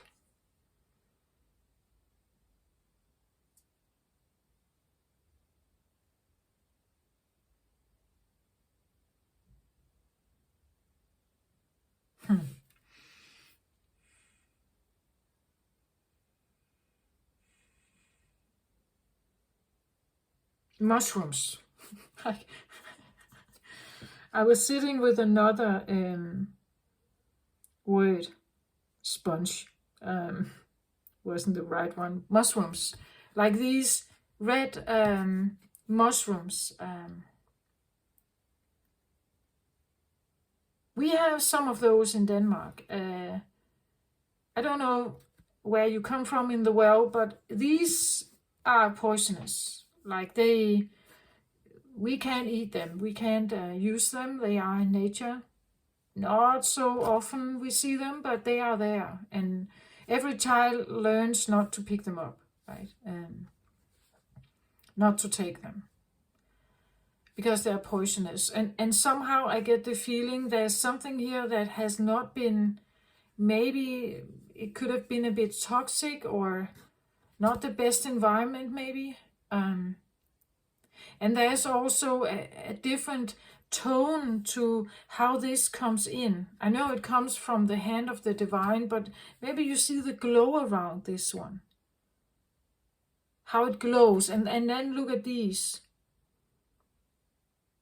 It's like that there's a difference to the how this feels, right? How this feels.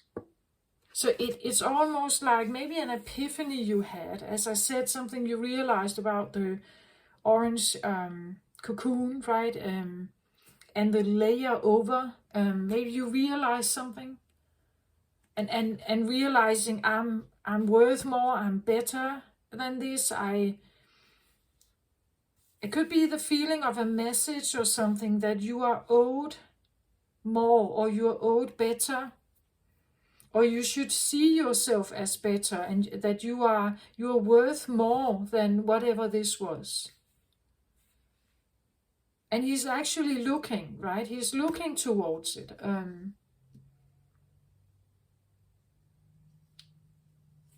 This sometimes also talks about like an incoming love offer, or you meet someone and it just feels right, to the point that you're almost denying or dismissing this, right? It could be intoxicating somehow, because it feels really, really great, especially because you have been cocooned for so long, right?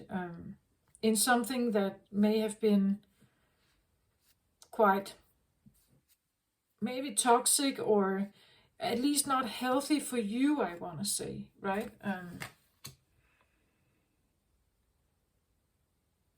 This card could even also talk about that you're not trusting the fire energy, in the sense that like fire shouldn't be the driving force of something.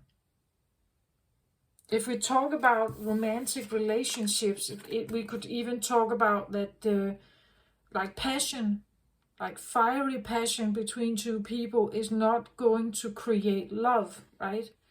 It has to be a different vibe. There has to be a different vibe to it. This can be extremely adventurous and very fiery and fun, maybe, and playful and passionate, right? But this comes in with a different energy to it. That there could even be a sense of danger with this, like being with someone who is like who has a lot of fire. Maybe you have a lot of fire for them, but it can even have this kind of like doing something bad, or living on the edge, living on the wild side of life. There's a danger to this perhaps, and that could also be the choice that you don't want to live. It shouldn't be dangerous like that. It should come with a different vibe here. That could be the advice also. Maybe don't go for the wild side necessarily. At least I want to say not yet. If you feel so unsure of what it is that you want, don't experience with the fire here. Don't play with the fire if you're not ready to face a burning wild forest fire, right? Go maybe with something a little different here.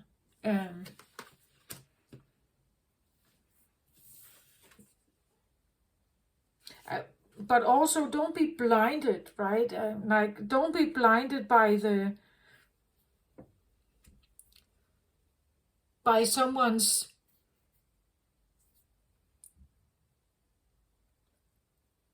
words. Go with the feeling of something, the cup's energy. Go with the feeling of something. So your heart, not just your mind. This can be a person coming into your life, right? And they may look great, right? They may say all the right things.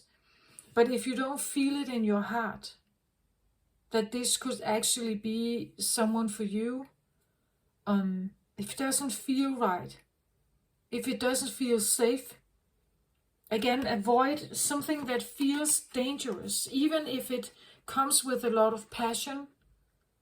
Don't go for something that feels dangerous.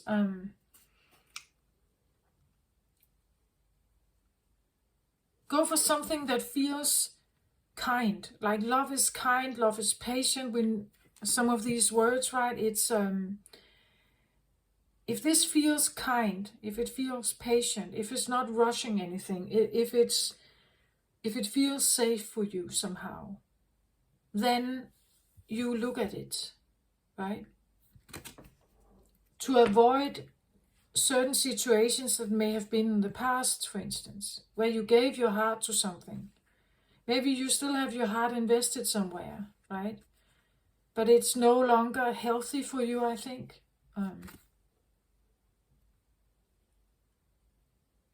Maybe you are tempted by something here, like you sit here as the butterfly, right? Maybe you have released this. Maybe you are literally figuring out, yes, it could be a map. You're looking at the map, where am I going? And that something comes in here tempting you somehow to go in a direction. And I want to say feel into it, right? Feel into, because it can be a card of reminiscing. It could be someone you're reminded about, who suddenly says something, or comes in with a different tone or vibe to it, and you get suddenly distracted by your plan making here, where you're flying or going. It comes in and just maybe tempts you a little bit. So figure out if this feels safe to you, if this feels good, solid, or nice, kind. And also, does it feel like, are there a lot of obstacles around it? Does it feel tumultuous or wild or kind of energetically angry or something? Then don't go for it.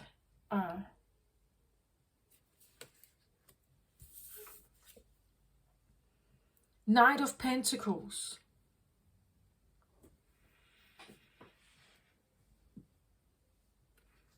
Well, Knight of Pentacles, very green. He's very green here, right? Very heart chakra oriented, very earthy, grounded. Yeah, I want to say, if you are looking for a spouse or a friend or something Look for something that feels very earthy, grounded, relaxed, easy to be around. Like there's no pushing or no pressuring, no. The Knight of Pentacles is typically the only knight that actually gets to the end goal. Because he's not rushing anything. He takes his time. He avoids the danger he sees, and he is grounded.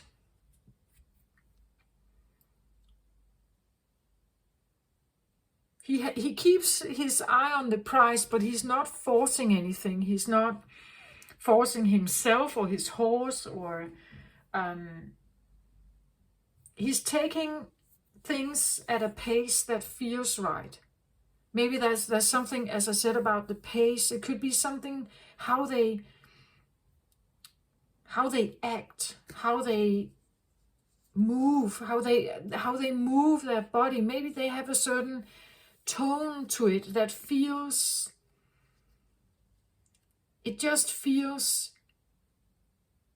maybe safe or grounded and stable, maybe stable and trustworthy.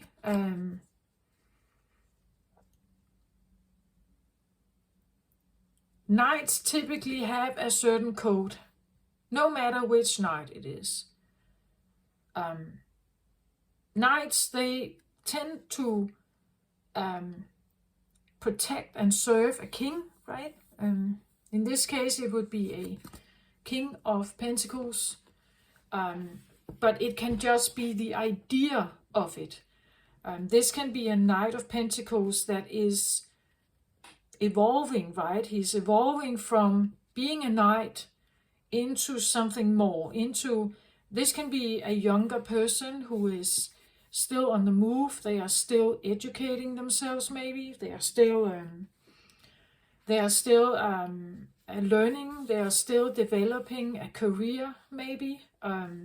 Where the King of Pentacles could be a more mature person, someone who is maybe they have reached hierarchically, they have reached a level of management or something in a position, in a job.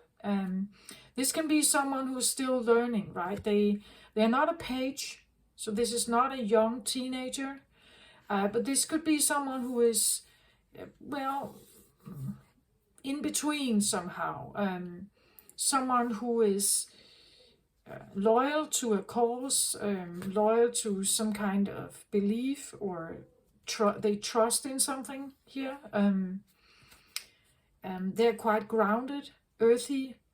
It could be an earth sign, Taurus, Virgo, Capricorn here. Doesn't have to be. Just the energy of something that feels, I want to say, trustworthy. And again, feel into it. Not just with your head, think about it and analyze it. Feel into it. Is this a person?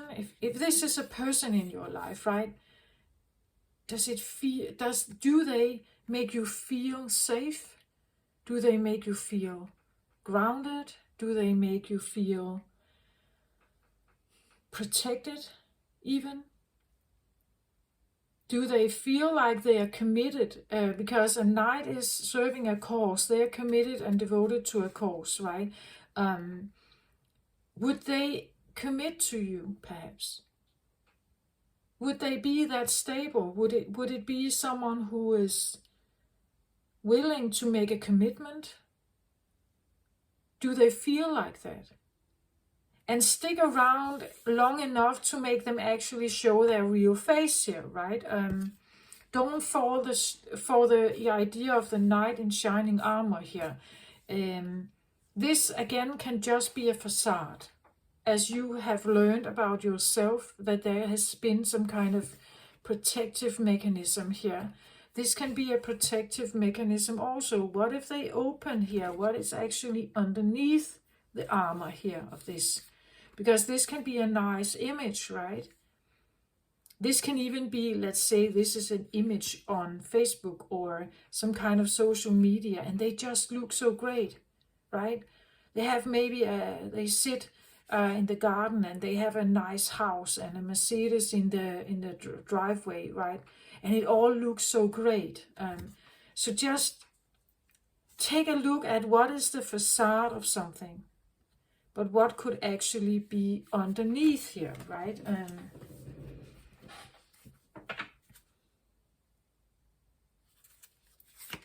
So actually, I'm kind of interested in this Knight of Pentacles now. What's underneath this Knight of Pentacles armor? If he opens his armor and actually allowed us to look in, what would be there? What will we find in there?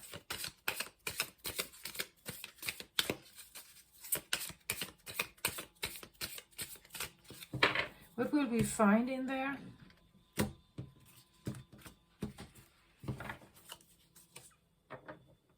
The Hierophant. Okay, I get Taurus energy now with this.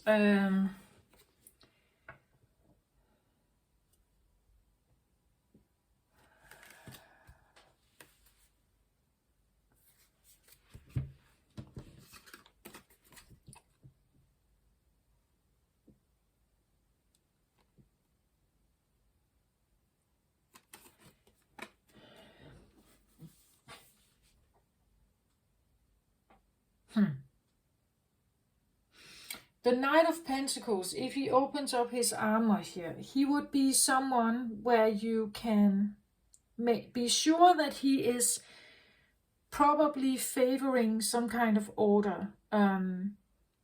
He likes structure, he likes plans, he likes... there is a certain level of structure to his life.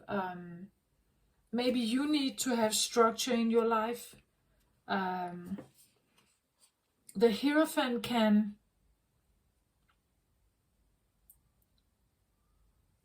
make sure where he comes from, because the Hierophant can be a beautiful mentor, like a father figure. This is a priest, right? Who is devoted to a certain belief system. He trusts in society. Typically the Hierophant trusts in society, the pillars of society. He trusts in marriage. He trusts in like the idea of maybe male and female gender roles in the household. He can be in favor of like the man being the provider and the woman being the mother, right? He can like the idea of paying taxes because it allows for the tax collection is used for something beneficial.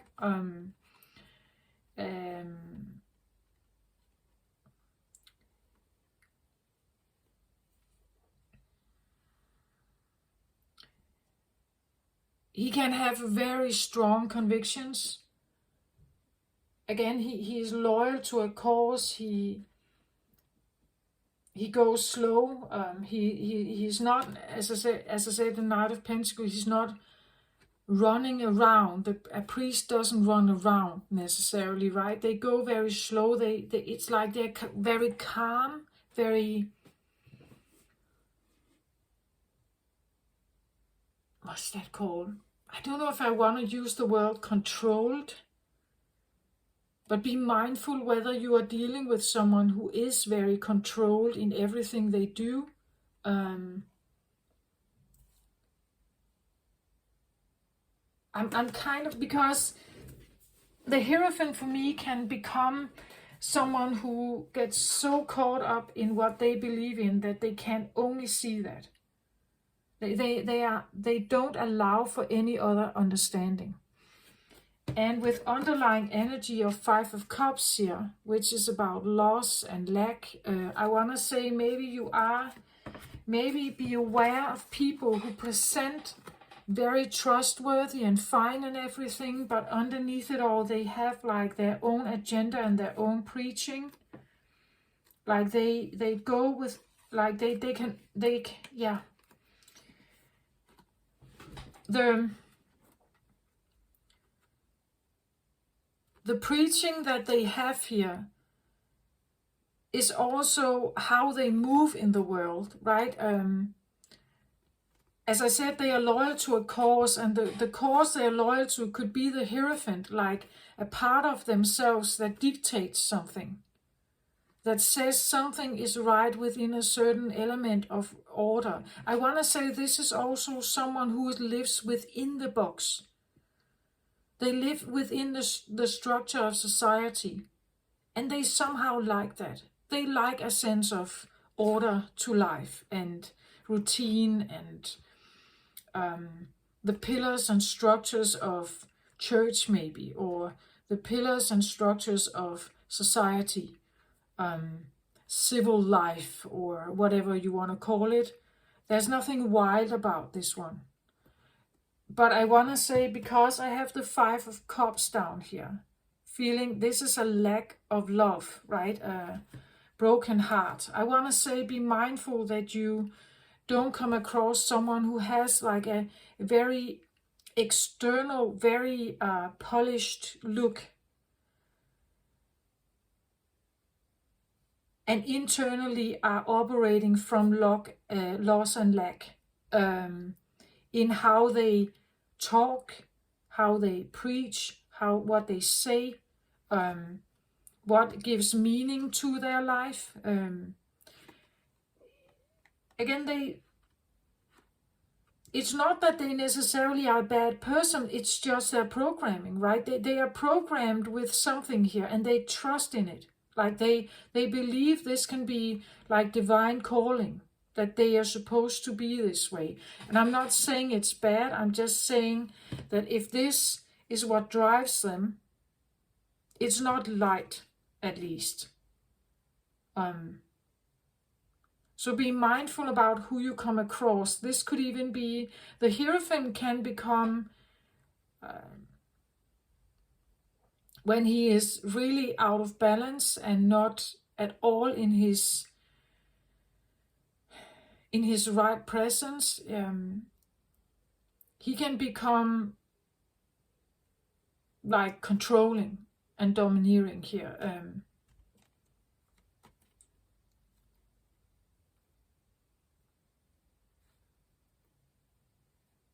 There was another flyer here. I want to take this one. 10 of Cups in reverse. Yet it's so important not to go with something that doesn't feel right.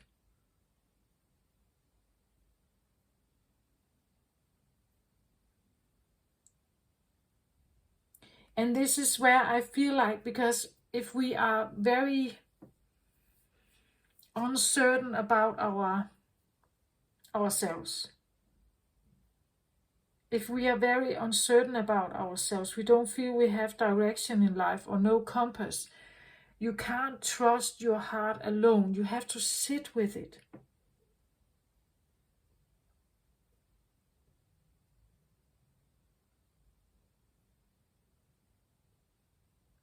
As I said with the perfume, like you could even say that if this is a picture of you and them, right? You should imagine that you hold this to your heart, or as I said with the perfume, you spray it on your body and you sit with it. You sit with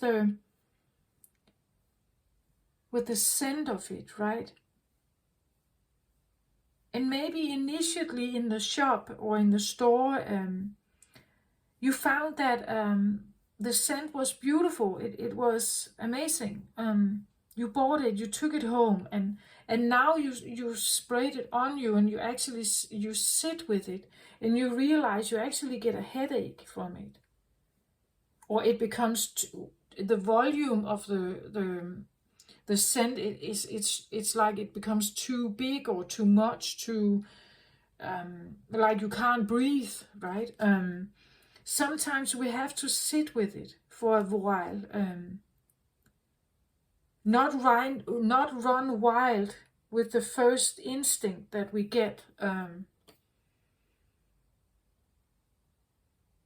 So again, don't let your instinct or your passion or something here drive anything for you. Let your heart speak, but maybe sit with it, right? Sit with it to figure out if something is love for you. And now this shows up, and it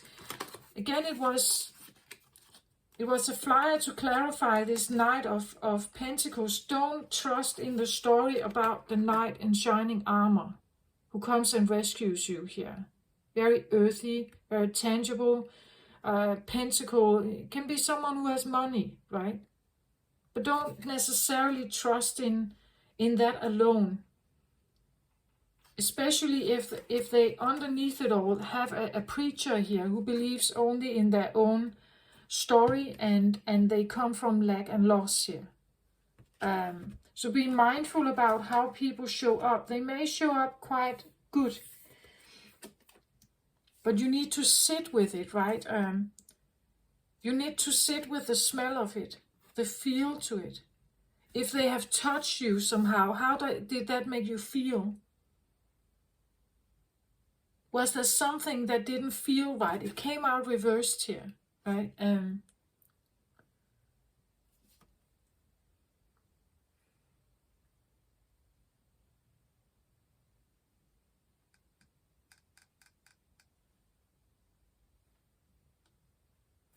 I always have like a strange feeling with the Hierophant, because a priest, right? He should be someone you could trust. I know that in some religious churches, no matter what kind of priest he is, the Hierophant is a confidant, right? A confidant. It's someone you can confide in. You should be able to trust this one. Right? You should be able to tell them your sins, perhaps, and get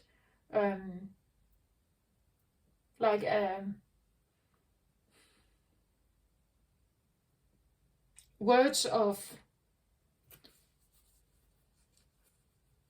understanding and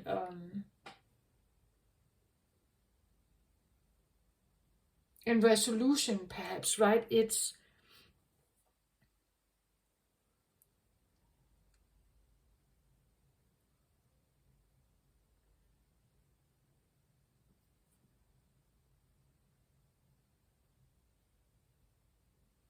He's depicted also as an elderly guy, right? And even with a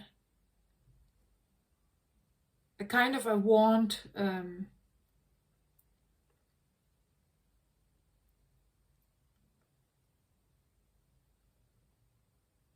it's like the light is shining from behind him, right?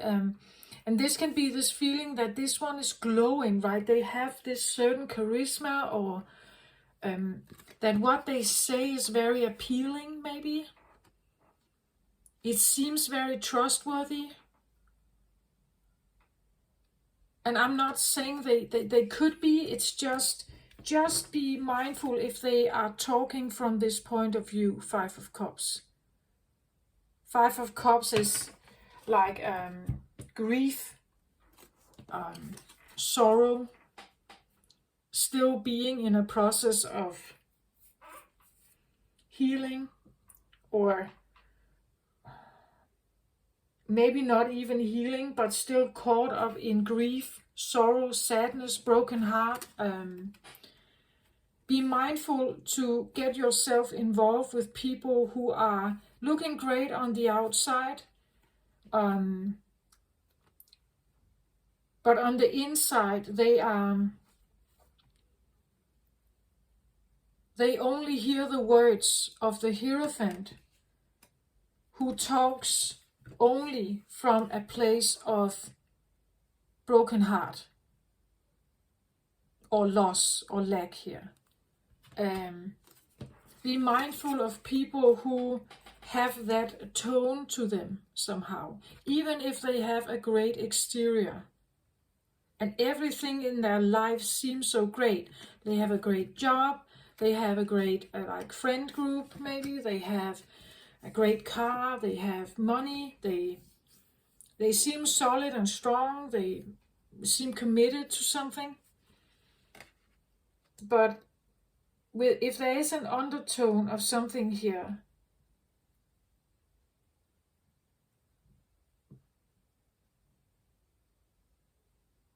also something, again, the Hierophant likes society. It likes the order of stuff, as opposed to chaos, right? So this is someone who favors order more than chaos. They are not on the wild side, this one. And the reason why they are not on the wild side is because they have experienced some kind of loss here. Loss typically, and grief makes you serious. Like, he could be quite serious, this one. A serious thinker, or a serious, very grounded, very committed to his job. He knows something about that you can lose something. So he has a lot of attention on his work, perhaps, on Pentacles, on making sure that the bills are paid and taken care of, because he knows what it means to lose something. And that is also kind of, it dictates him, right? He's dictated by his grief, perhaps, here, or what he has lost. It has now become the primal voice inside him. That's what he does, that's why he does what he does. And why he is so committed to something and chooses this kind of lifestyle, as opposed to a wild, chaotic, creative, boheme life, right? He likes the structures. He may even pay taxes willingly without anything, because he believes in the system. So you have to figure out what is right for you, what feels right for you, right? If it doesn't feel right to you,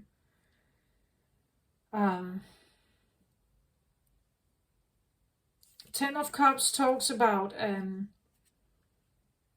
like the total commitment of or fulfillment of love feeling. Like, this is where you feel so good. It has everything. Every emotional need is fulfilled here. You feel safe, right? You feel loved, you feel appreciated, you feel adored, maybe. You feel comforted and listened to, and everything here. There are hugs and kisses and protection, and everything just feels like the total fulfillment. Ten of Cups for me can also sometimes, with the rainbow, feel a little bit like a crush feeling. Like I have this great crush on someone, because everything just feels so rosy, right? But maybe you should take your time to figure this out, especially if you meet someone like this. Actually, they come across the cards come across a little bit like advice. Like, if you are this little butterfly, you stand on the edge, you feel like you are ready to take off somehow. Still a little bit unsure where to go. There could be something here that feels a little bit like advice. Right?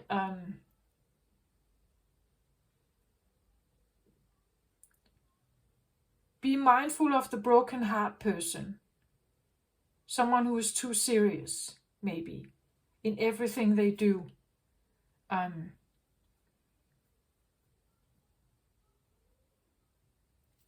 The Four of Cups. Does it feel right? Even when you sit with it, like you sit with the feeling of someone there. Does it feel safe? Does it feel trustworthy? Does it feel like... And I know if we fall in love with someone, if we have a crush on someone, sometimes we're not able to do this. We can't, our perception is tempered with, right? This means also, I feel like, take your time, right? Take your time to do this right. Take this time to figure out if this is someone who feels right to you. If it's someone you want to invest in, right? But I get almost also the feeling of something could be owed to you, like something is given back to you. Or you realize something about yourself. You haven't given yourself much love, right? You haven't allowed yourself to figure out what you actually love to do. And maybe the difference between what you love to do and what you could be passionate about. And here it's like, don't let passion steer everything for you just when you take off, right? It's nice to have a clear goal and you know exactly where you want to go, but maybe even if you don't, you can still go. You can still, just one step at a time, but just don't fall into the trap that because you have like this fiery passion for someone or something, don't jump into something too quickly, right? Don't become like obsessive over something, or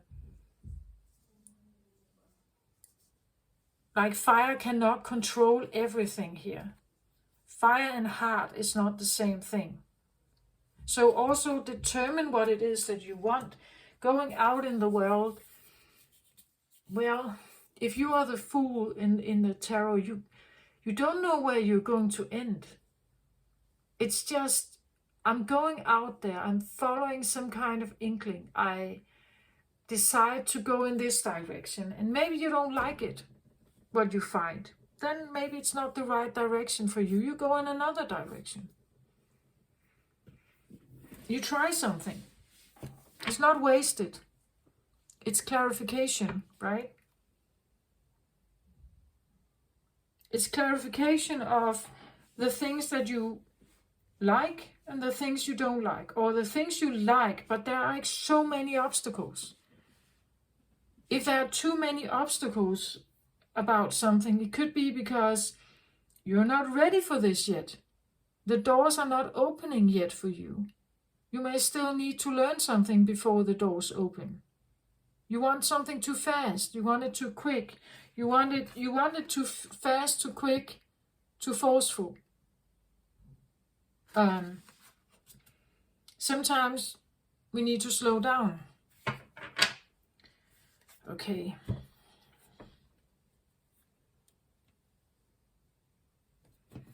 Let's have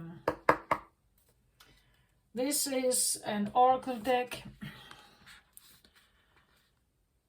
It's called Through the Eyes of the Soul. It's made by Cheryl Empress Rose.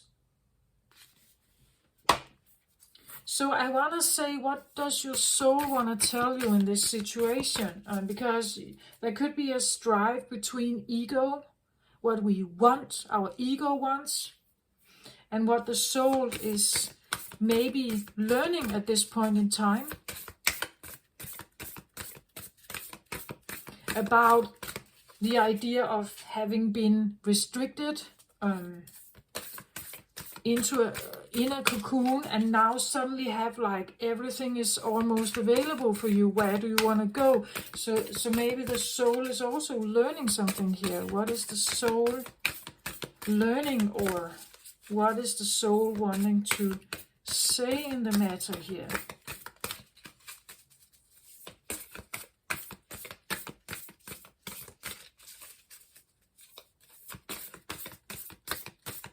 There could even be something like The restrictiveness of the cocoon, maybe that has been for a long time, and now it could be the feeling that I have to experience everything in a short while because I've been restricted so long, so I want everything now. And somehow I get the feeling, why do you want that? That would be extremely chaotic to handle all of that. Why do you want everything so quickly? Why do you want it? It's okay to go out there and just learn. It's okay to figure stuff out. And doing it on your own. No one restricting you. No one telling you what to do. No one being, like a forceful voice somehow that is wanting to teach us something, but maybe it's not really what we want or what actually helps us, right? So what does the soul want to say here?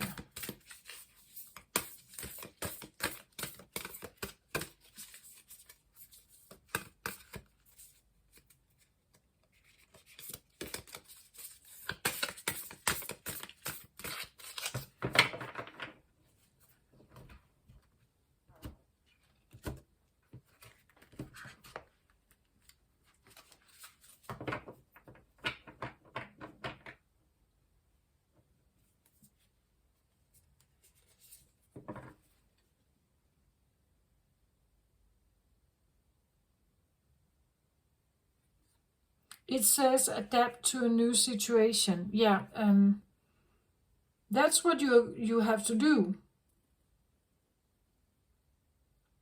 I get that very clearly. The butterfly is here. This is a transformation. It's like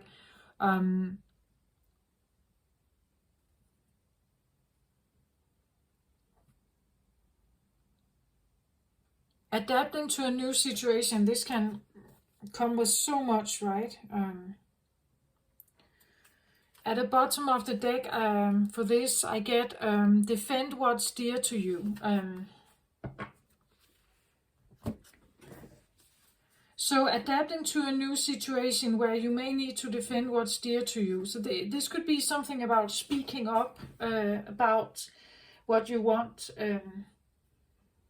Adapting to and defend what's dear to you. Maybe your freedom is dear to you, right? The free choice, the free will is dear to you. But at the same time, having the free will or having freedom also gives you all these opportunities, and it can be difficult to navigate it, maybe.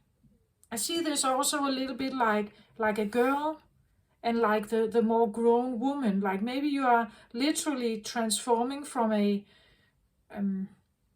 maturing, as I say, like from a younger version, the good girl, good devoted, good mother girl, into something more. Again, we see she is that high, and this one is like adult. It's like you become bigger, right? Could be the feeling of maturing from the Queen of Cups into the Empress, right? Defending what's dear to you could be your boundaries. It could be your sexuality. You want to own your body, right? You want to be in charge of something. If you defend what's dear to you, take that how it resonates, what it means, right? Your free choice, maybe. Your ability to control your body, or your choice of maybe a husband, or when to have sex, or with whom, or it could be economics. It could be, I want to choose what kind of line I want to work in. I want to be a free woman, right? Or a man, but I want to be free. I want to be able to make my own choices. I choose what's right for me. I go where I feel like is comfortable and right for me, where I can evolve, not being repressed. I want to evolve, and and I want to be seen as worthy and competent and beautiful and like that I have potential, right? That I am successful, maybe that I'm worthy of something.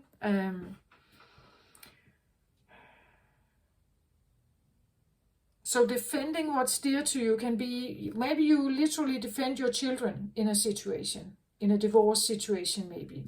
It can be a part of yourself. You defend something inside you. You still want to keep that intact.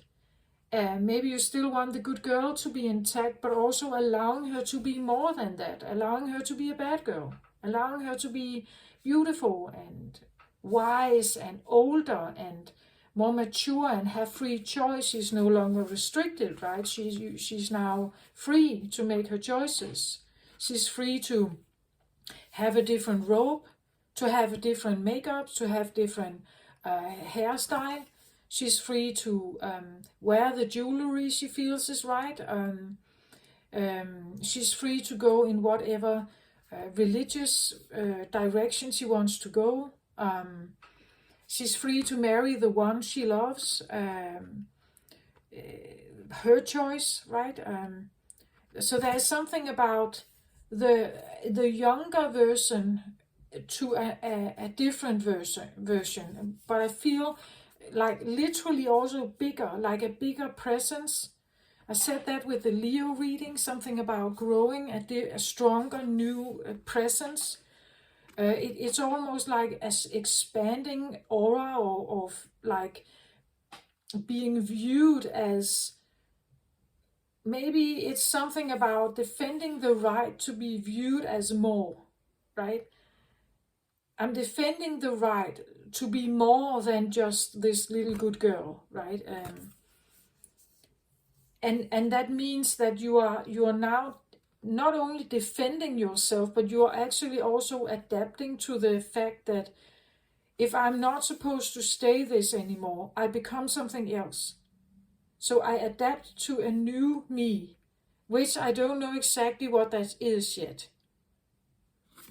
So it's a new version of me, maybe a more mature version of me, but I'm adapting, figuring something out here. That's what the soul is trying to do in this situation. It's adapting. It wants to grow, right? It wants to work with you. And your ego is, well, the soul represents like the more truer version of us, the true, authentic self. But the ego we have developed, as I mentioned in the beginning, the rising sign, you can look at that. It's developed for a reason. It's developed to protect us. It's always there to protect us. The ego, even though sometimes it acts in very strange ways, and we tend to make decisions that are, they could be beneficial at that time. They keep us safe at that time. But eventually, later on in life, you cannot stay the little girl, right? Or the good little girl. You cannot stay that. You have to mature into a full-grown woman here, or feminine, right? So it's you're adapting to a new situation, taking on the world, you could say, and needing to adapt. It's like changing school, right? Or you come from elementary school and suddenly you go into the adult university environment. You need to take more responsibility for yourself here. Your boundaries, everything. The demands are different. If you become part of a workforce, it's different.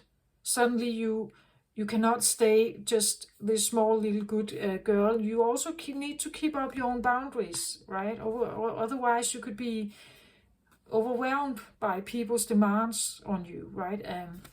So it's something about adapting to whatever comes here, whatever comes. So, interestingly, we see here, like, defend what's dear to you. She's literally ready to, like, defend herself with the bow here. So this is not just like a nuisance or irritation. This is something very important to you. It's dear to your heart that you somehow have this development somehow. And how you move forward in life. It shouldn't be with like too many obstacles here.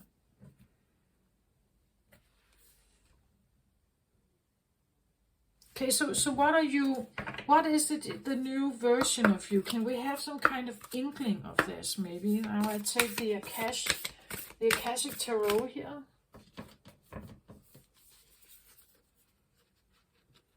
By Sharon Ann Klinkler and Sandra Ann Taylor.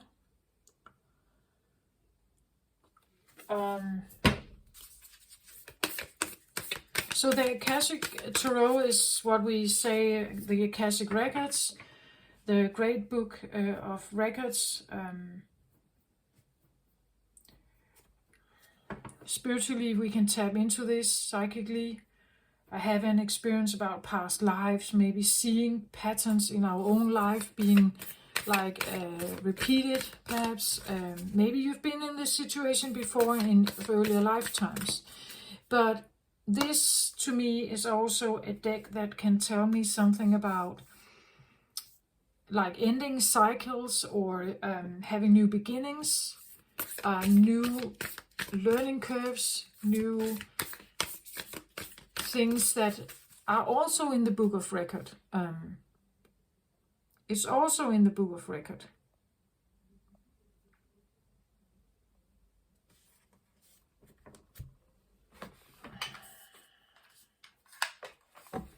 Sorry, my battery is just low. So I'm just figuring out if I can somehow save this. There you are. Okay. Sorry about that. Maybe there's a message in that too. Adapting to the new situation could be like also stressing you a little bit or demanding extra energy. So energy you have kept down before is now used on something else, but it may still lower your batteries, or you feel energetically a bit exhausted maybe. Maybe defending who you are becoming could be also like from having needed to defend it to develop. Like at some point in time you couldn't develop it. It wasn't safe. Now you're trying to develop it. And now you use the defense on protecting this development, but and defending yourself, but it could be a bit exhausting. Too many cards here. Okay, so what is this? Can we have a little more about for Libra? This new you, new you. Adapting to a new situation. I feel like it's a growing, it's a maturing. Your soul is learning something here. Maturing, growing, becoming wiser, elder maybe. I don't know how old you are, but there's something about that.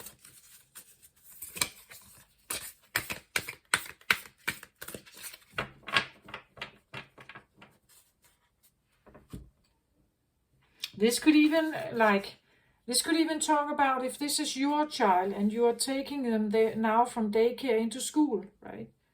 So they are now having a new experience, and you're defending them. If you feel like they are vulnerable or something, you want to defend them there. Like you want to make sure they are treated right. Take it how it resonates, right? It could be that you want to take good care of your children, or maybe a younger sister or younger brother.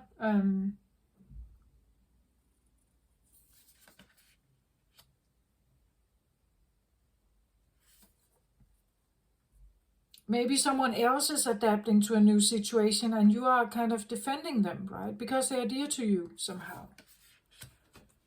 Okay, let's have a look. The Ark of the Covenant. Interesting. Card number 11. This is the second card. We have 11 here. Second time. The Hierophant is also 11.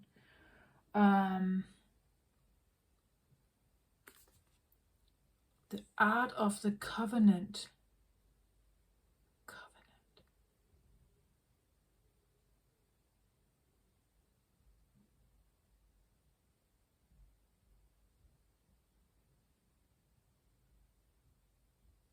So it's the Ark of the Covenant. Interesting. It's just the artwork here. I'm seeing two people here at the campfire, and then there's this ark in the background. Seems like it's shielded, right? It's a bit like it's a holy place, like this is here for a reason, and they are guards, right? They sit guarding this ark of the covenant.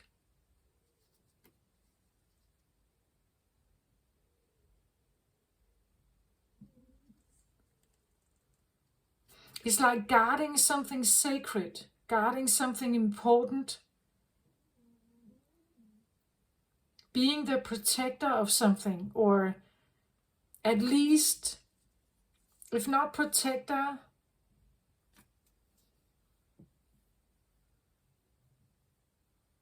it's nighttime, right? It's like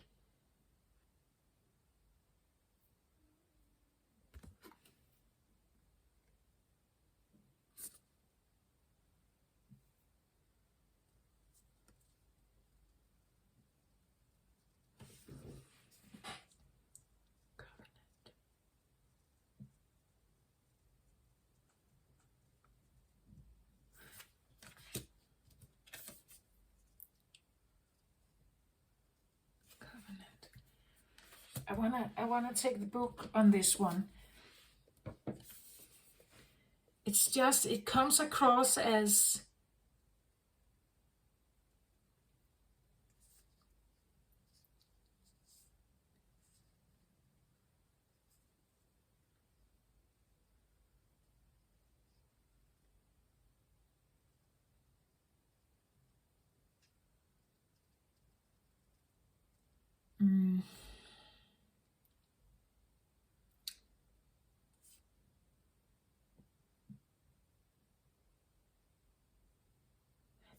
like I get this feeling of like Israeli, like the story of Jesus, like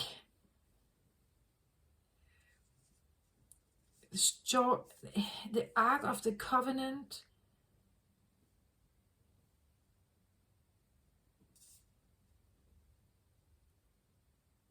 Guards of something sacred, but it's in an ark. It's in an ark.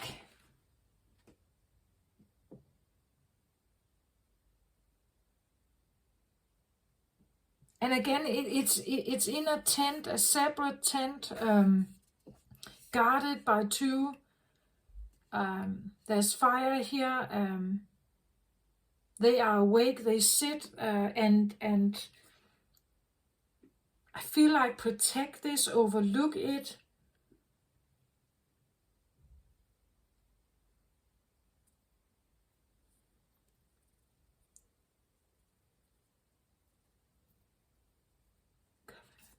I get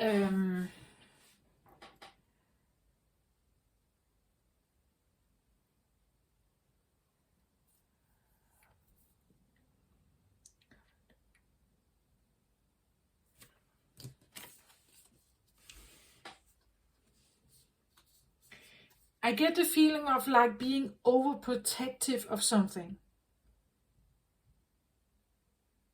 Being overly protective of something in the ark.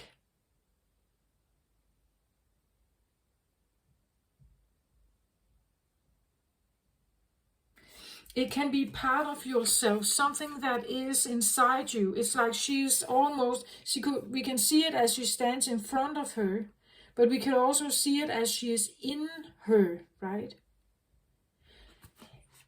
I get, it's like it's something sacred or old.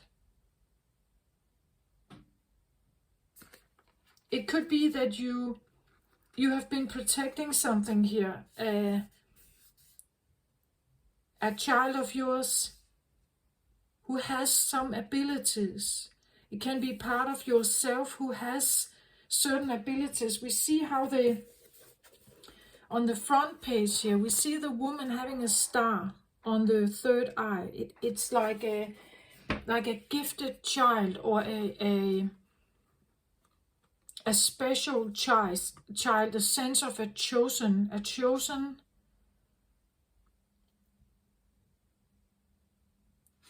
But whatever it is, there is a sense of danger with it. Like if this is seen, if this comes out, if I show this, right, I could be in danger. Like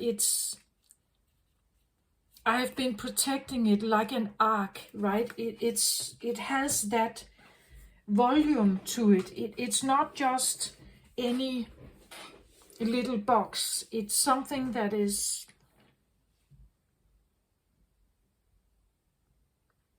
yeah, it feels sacred. Like it is sacred.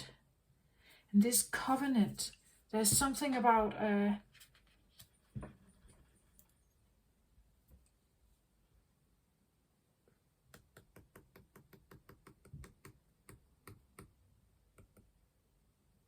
covenant.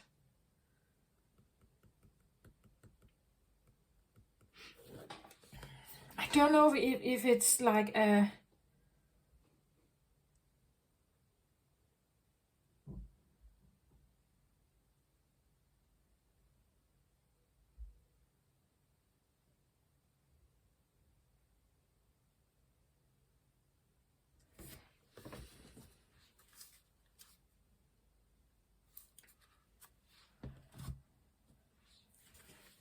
let's have a look in the book. I get something like, but I'm not quite sure I have the right word. It's like if, what's that called? If you,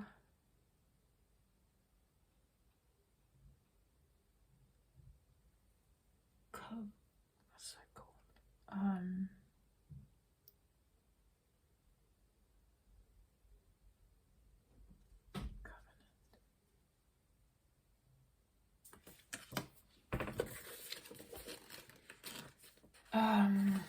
Let's have a look.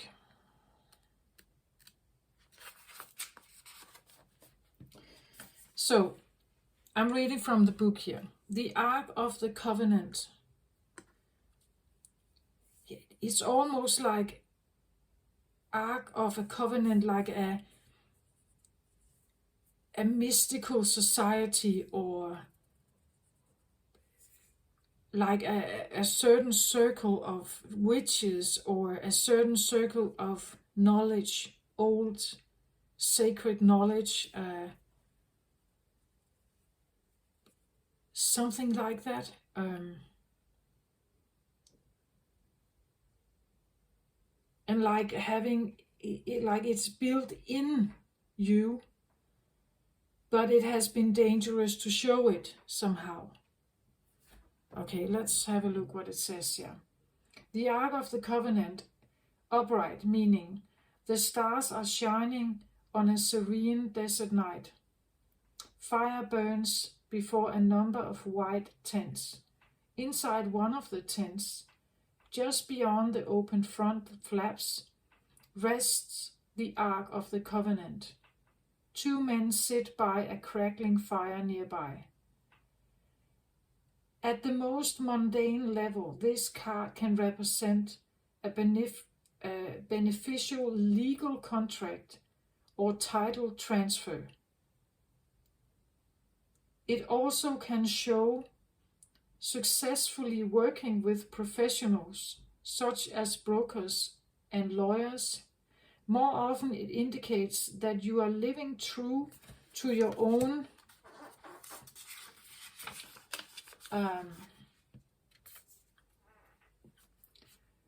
You're living true to your own karmic contract, facing your lessons of growth, working towards greater discoveries, and bringing your unique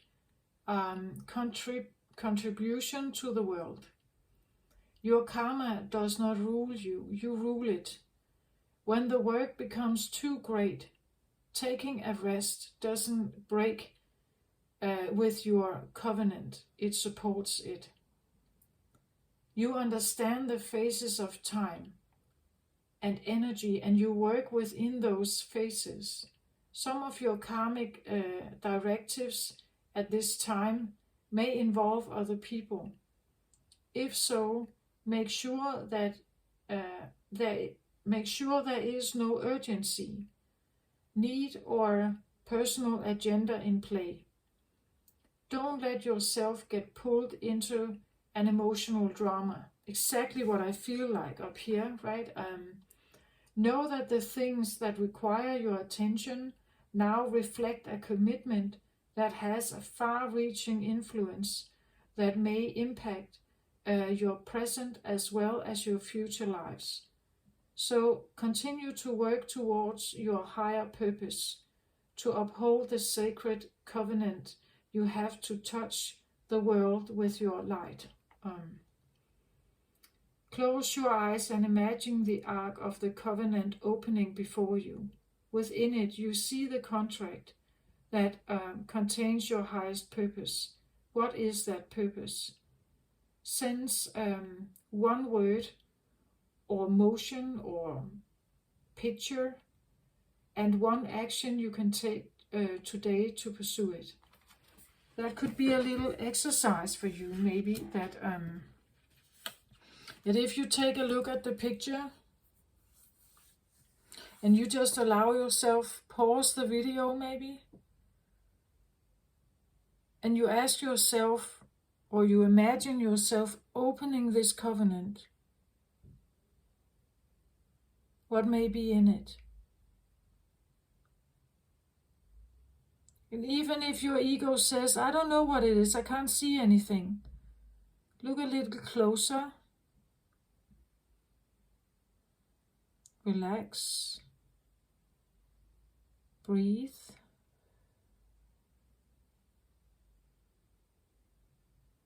And you see a little more, a tinier little lid down there that you can open.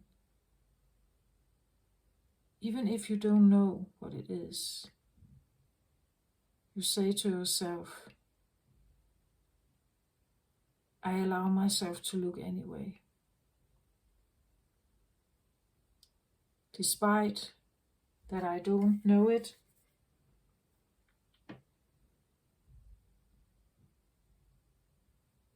despite the facts that I actually got a little sad when I couldn't see anything when I opened the first lid.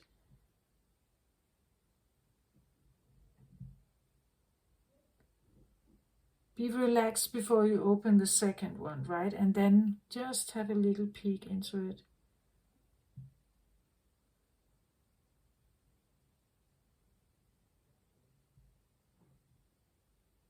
To see if you can just have a little taste of something.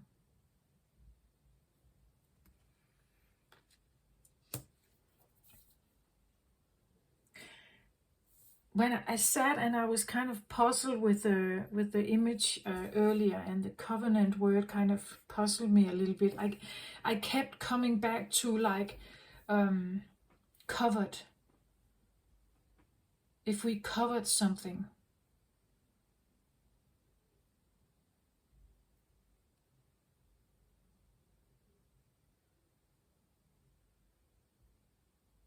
It could be that we are doing it from afar, right? That we covered something because it's precious and it's very, very dear to you. It's something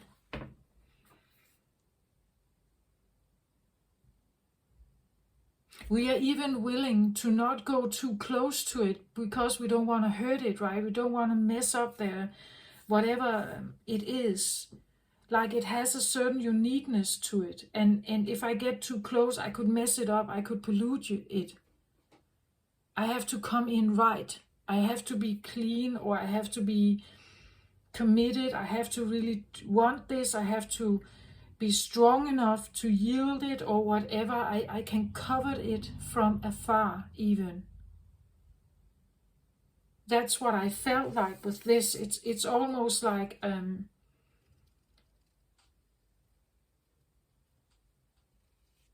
it's like opening it. It comes with a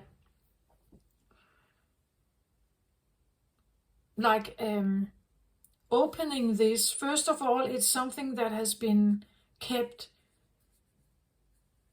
like maybe like from ancient time, like delivered from child to child, heir to heir. Something inside you, residing in you somehow, and it has not been yielded, it has not come forward, the time has not been right, it has been waiting, right? And those who had it, they knew that. It's like an instinct. They knew that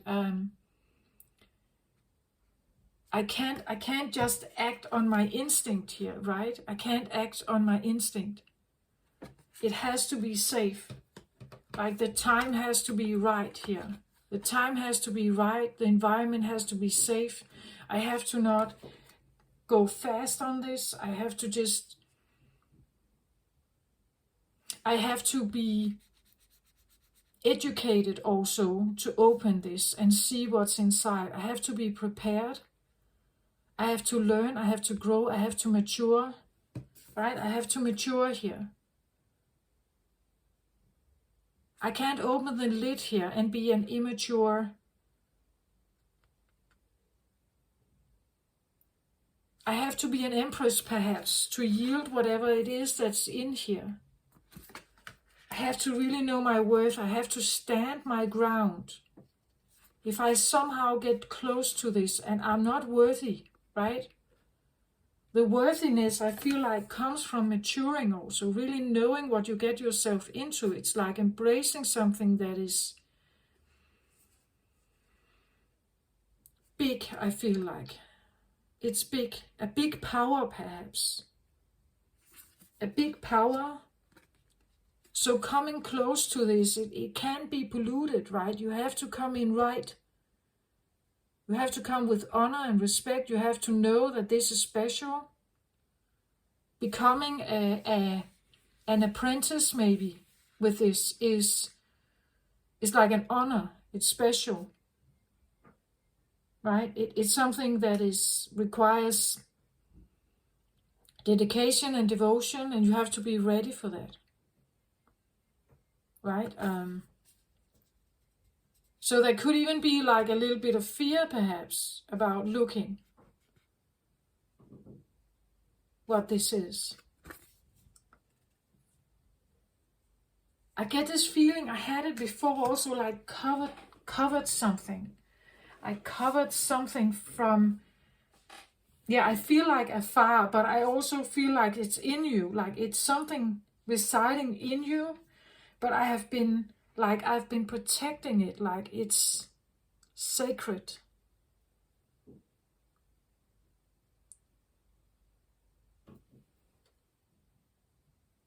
Maybe it's your child, right? I don't know, maybe it's your inner child, but the inner child has something, can do something that is extremely sacred, I feel like.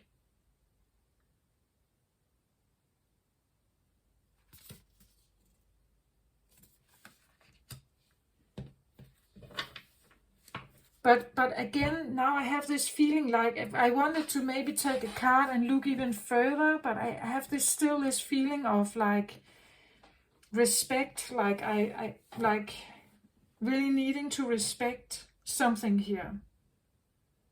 It's like you are a work of art in progress somehow, Libra.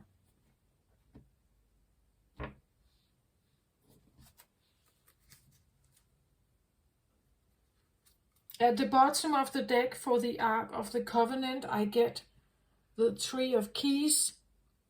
It says the chess game. And this actually tells it all, right? It tells a story about that this is it has to be a strategically wise maturing or adapting to something new. There are choices to be made. There are strategic choices to be made, and you have an opponent. I feel like there's an opponent that could do something here, ruin it, or pollute it, or change it, or something. So there's an opponent that you are playing with, but also against, and to figure this out, you have to take your time. Don't rush your moves. Go slow. Be wise.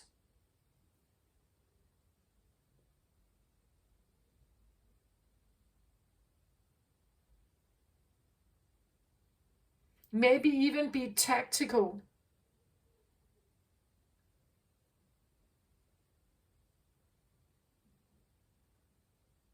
The moves you make have certain opportunities in them, but they may also have consequences, right? So be tactical about something here. I feel like that's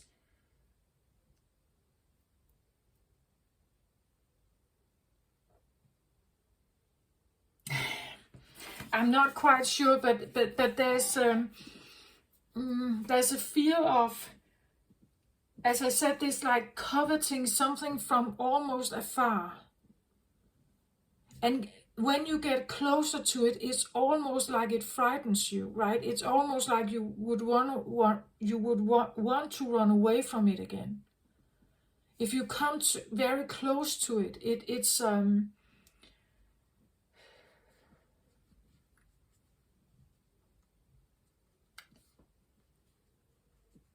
it's like you're touching something that shouldn't be touched. Like it's like touching God, right? Something like that. It becomes, it's like it's too whoa, like way too.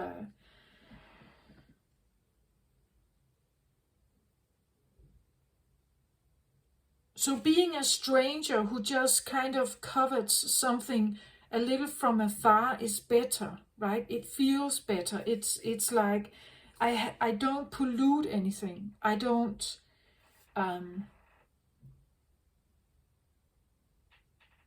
Yeah, I get a feeling of polluting, like, or I don't bring mess or drama or something. I can't bring that to this.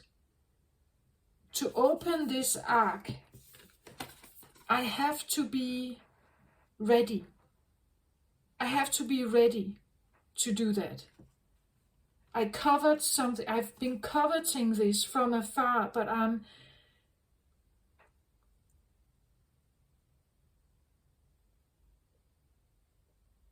have to be ready. I can't rush it. We could say, if we talk about an opponent here, this could be your own resistance. Like the resistance that keep you from, you want to move towards something, but when you get closer to it, it's like, whoa, it's actually, you feel resistance to it at the same time. Because there's something about it that it must be right somehow. It must be.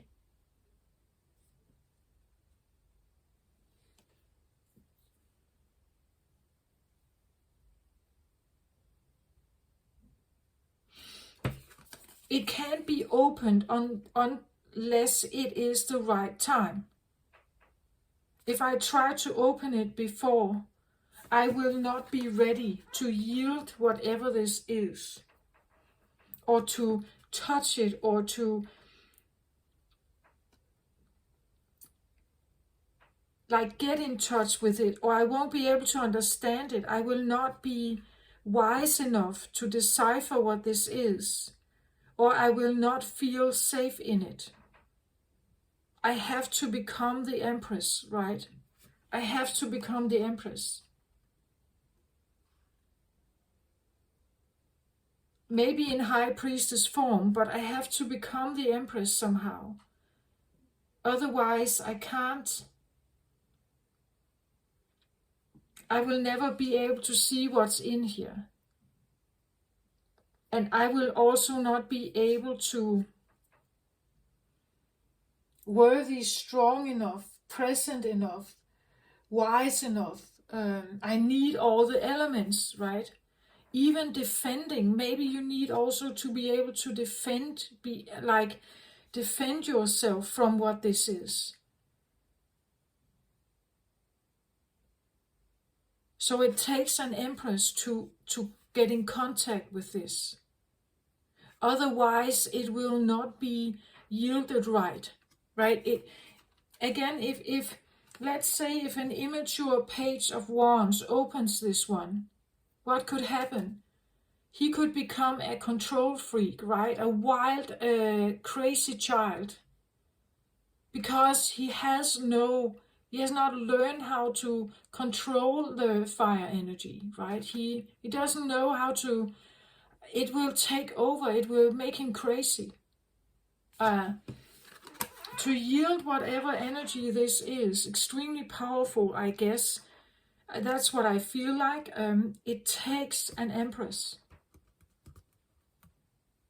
And therefore you cannot force it. You cannot force it.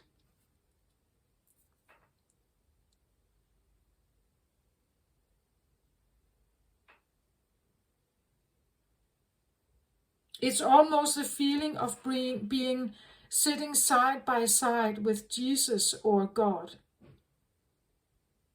Like you are in the presence of something that is like so big, right? It's so big that it can burn you, right? It can literally blind you. It can do all that kind of stuff. Because it's so powerful, and therefore you have to be ready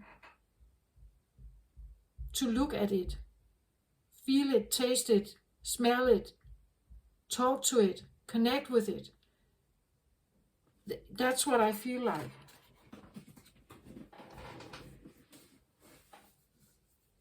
And again, there's something about divine timing.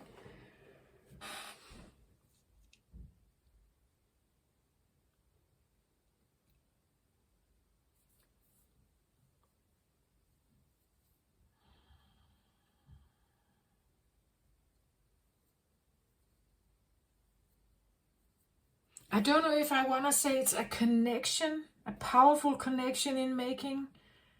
But there is something about, maybe you know who this is, like the Ark of Covenant. Maybe you know who this is or what this is. Libra is associated with Venus, like close romantic love connections, right? Maybe this is like a love, a very strong love connection with someone. But also, I want to say, maybe not the easiest. It's maybe like a how can I say this? It's when two wills come together. As I said, the Empress needs an emperor, right? That is her equal. Like a knight is not her equal, right? As she, as a Queen of Cups, is not an equal to an emperor, right? An emperor could destroy her easily as a Queen of Cups. She has to be of a certain vibration to stand in front of whatever this arc is. If this is an emperor, her like a true love connection or twin flame love connection, if we believe in that, like the truest, most original, purest love features coming together, it's like coveting something from afar, but not being able to get there. If you get too close to it, it's like poof, it puffs you away. It's too big to handle. As long as it's too big to handle, you're not ready. As long as you get too close to it and you feel all the anxiety or trembling, or you feel like your breath is taken away, you're not ready yet. You have to go back. Yeah, that's what I feel like.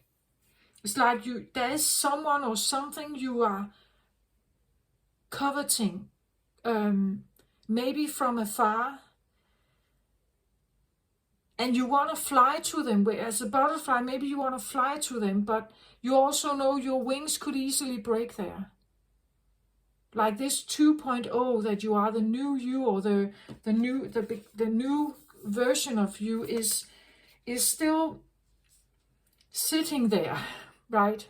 Coveting from afar, feeling the brightness of it, feeling the power of it, like feeling the potential, the big potential of it. But if you want to fly to it too quickly or too early on in the process, you will be wiped back.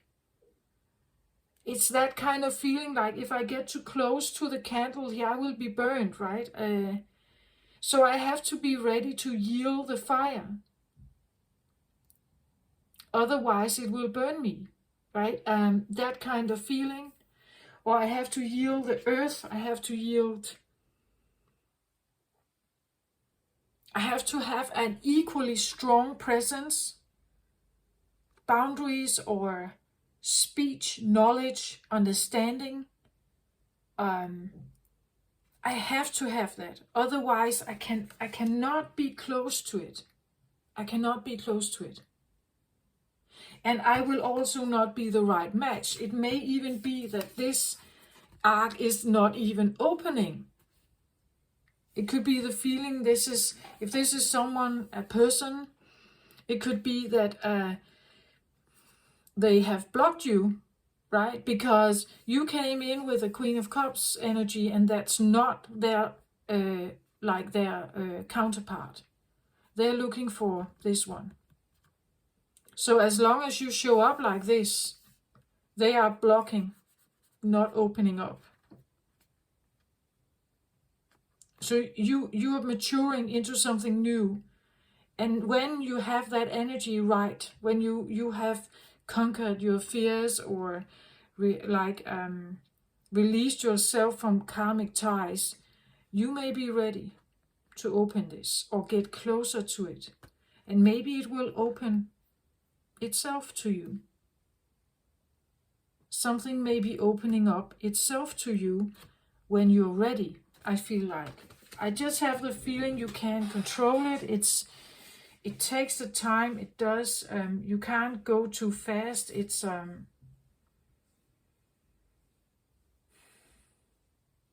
You have to trust in the divine. You have to trust in what is delivered to you. You also need to trust in your wings, that they can take you where you need to go. But it may be maybe you are working against your own resistance, or your own inner fears of something, maybe.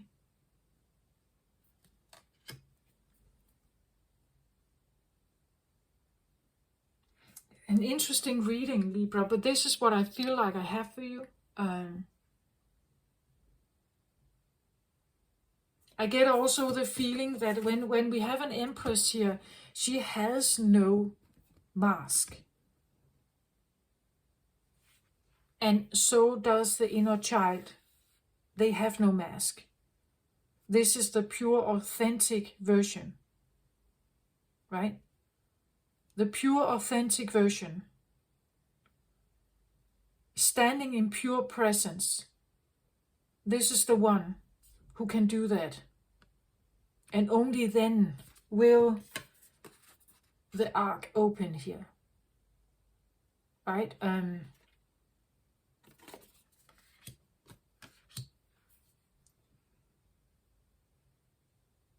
It cannot be forced. It comes with, you can do your development here. But on the other hand, we don't know what's happening, right?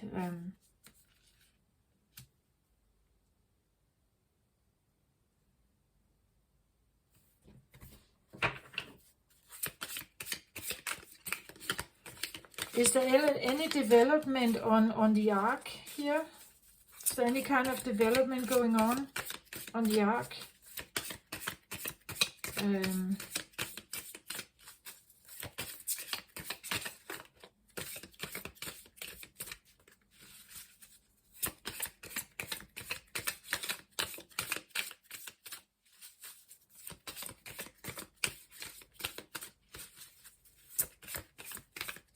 I don't know what I'm going to get. Maybe I will get nothing, really. Maybe you're not supposed to know.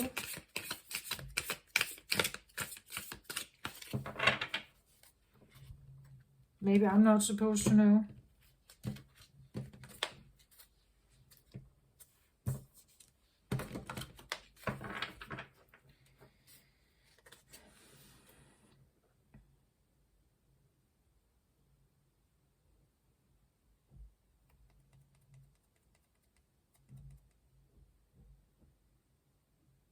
I have the feeling you're not quite ready yet. It's like a part of the arc is still in shadow, is still somehow hidden behind the tent flaps here. You're adapting to a new you, and I feel like you're getting closer, but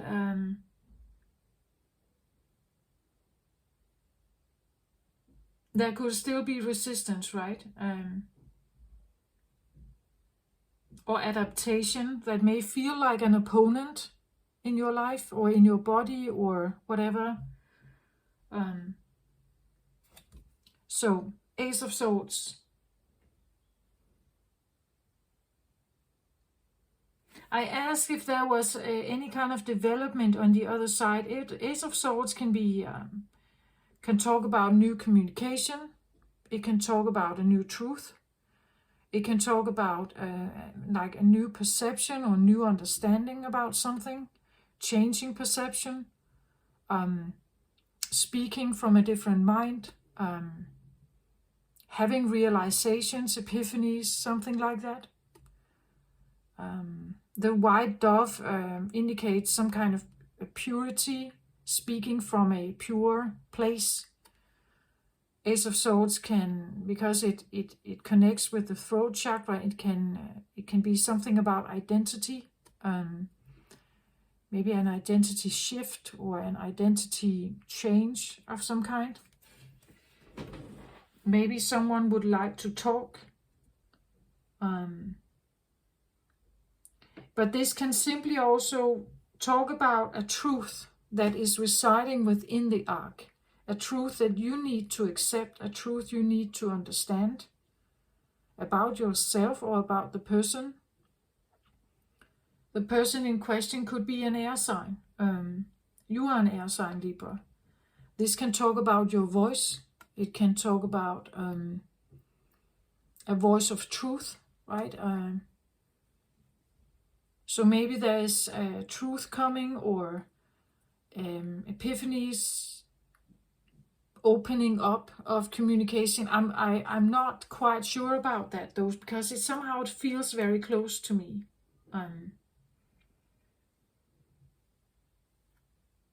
Still, adapting to a situation. If communication is coming in here, I want to say go slow with this. Go slow with it.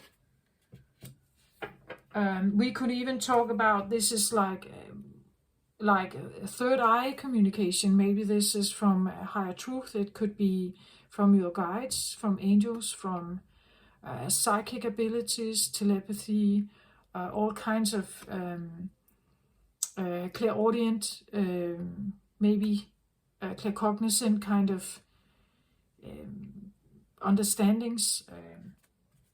That could be what the covenant is about, what your child has, your inner child here could be carrying, like they have the ability to see the truth of something, psychically maybe here.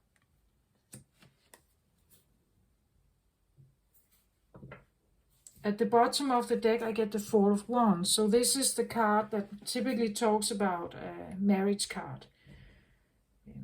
I'm not quite sure whether I like this idea, because the Four of Wands for me, this is Wands energy. I don't have cups here. So this has always puzzled me a little bit. Why is it that we put the Wands energy as a marriage card?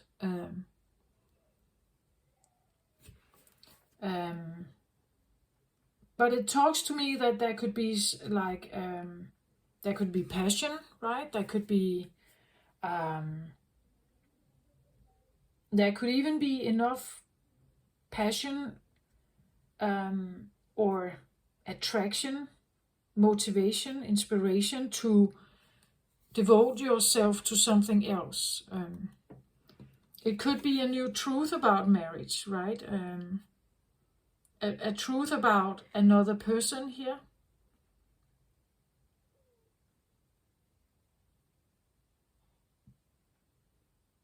That there is definitely something as underlying here. I feel like if this is a person, they may still be like closed like an oyster, right? They are not speaking perhaps, but something is going on here.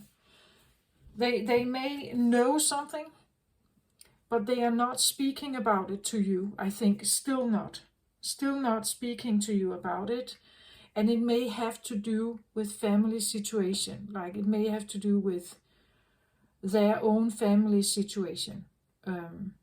They're in, maybe they are still, if this is a person, maybe they're married to someone else, devoted or obligated somehow. But it could also be a truth you realize about your own family, how you grew up, what marriage was like when you grew up, and whether you want the same thing to happen if you find a partner, right? There could be something like that, because I get a very closed off energy from this. So somehow I feel like it's just a mirroring back to you, something that, and maybe that's what they do. Maybe they mirror something back to you, even when their absence or their blocked communication tells you something, right? Even that mirrors something back to you. About a truth you need to understand, that may have to do with family life. Underneath it all, I have the Two of Cups here. And so it's definitely about someone who is close to you, someone you love dearly. But it's almost more than that. And look at this, the next card out is the Emperor here. That's what I feel like. It's you are connected with someone who is strongly your opposite, I think, but a worthy opponent to you, and you have to become ready to speak to them, right?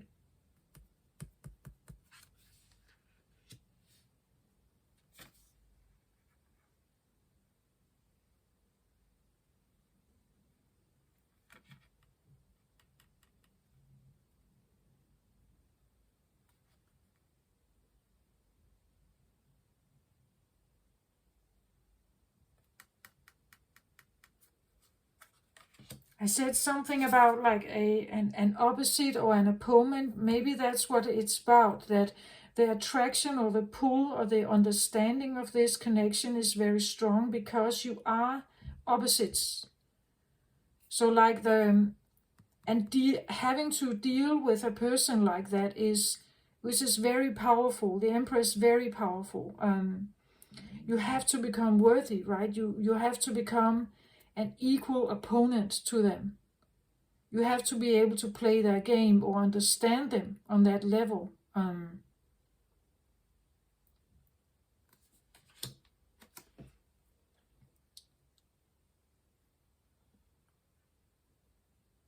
Yeah, I can't be sure exactly where they are in the process, because somehow I get a closed off connect, like a closed.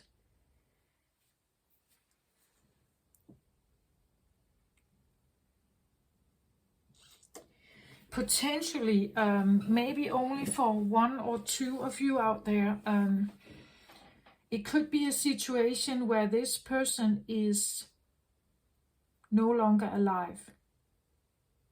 Like they are on the other side. And becoming ready or able to speak to them, see them, like it would take you to be able to quantum leap, or to you could say be able to speak with someone on the other side, take certain skills, right?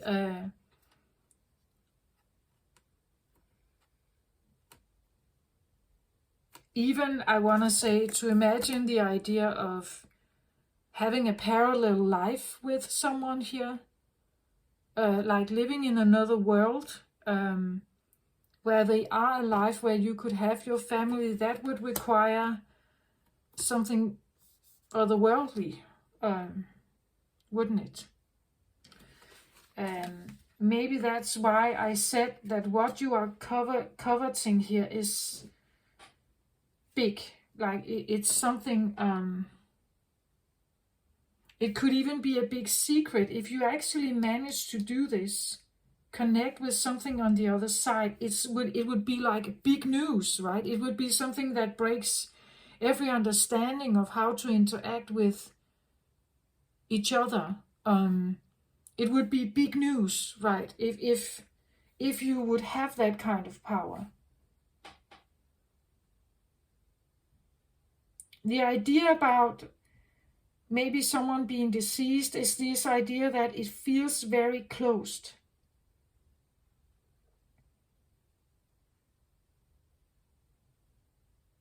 Like the lid is closed and you can't just open it. And if you open it, it could be that there's nothing there. Like you have to see deeper, right? You have to go deeper, and you have to maybe allow a new lid to form that you can open, and have a sense of a portal, a quantum leap into something else, a parallel exists. I know I'm quite maybe going off a string here, but the point why I say it is because we had the Four of Wands, we had the Two of Cups. So it's also something about the willingness of what we are willing to do for love. Then I have the Emperor. This is not anyone. This is like a big personality here, right? Big, powerful presence. But then I have the Death card, right? Death talks about, well, it can be literal death, but most of the time it talks about transformation. It talks about maturing. It talks about rebirth, transmuting and purging and growing, changing something here. But it could be because they are not in this life anymore, right? Take that how it resonates for you. It can be someone who is very much alive and they are just going through their own transformation, their own rebirth. They are keeping it like the cards close to them. They're not speaking, I feel like. Maybe they don't understand what's happening. Like they're not aware of why they may suddenly change perspective about something. Why they suddenly may see or wish for someone to be with them, right? Why they suddenly wish to indulge or pursue true love. Why they want to own up to something. How they want to become more mature, more like reliable, more trustworthy, more strong, right? And of course, it's because if you're changing, they are probably changing too. If you are true soulmates, or true twin flames, or true something mates, I want to say, or you are both true balancers here. World balancers, somehow. I want to say that's would be the idea. If you change, they change. If they change, you change. Something like that. It's almost written in the cards. You can't not do that, and they can't not do that. But it's a chess game here.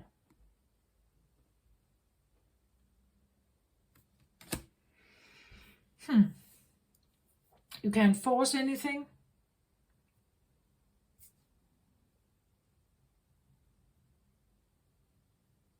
Have to go slow. Just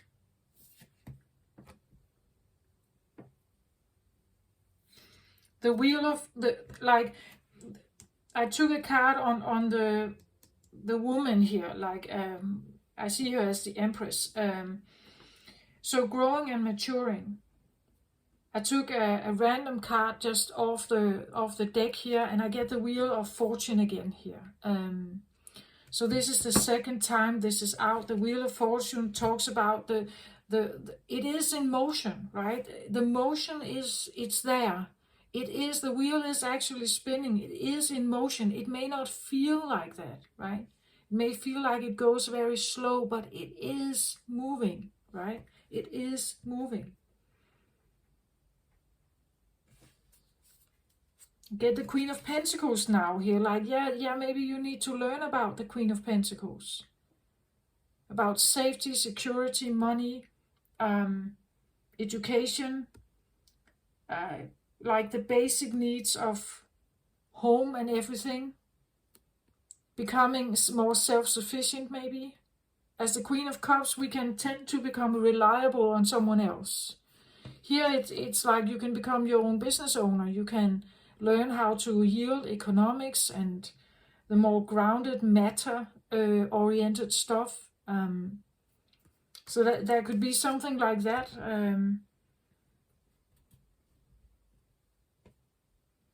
Again, as I said, the Empress needs to be able to yield 4 elements, like swords, pentacles, cups, and fire, wands, right? So she has a lot to learn, this one.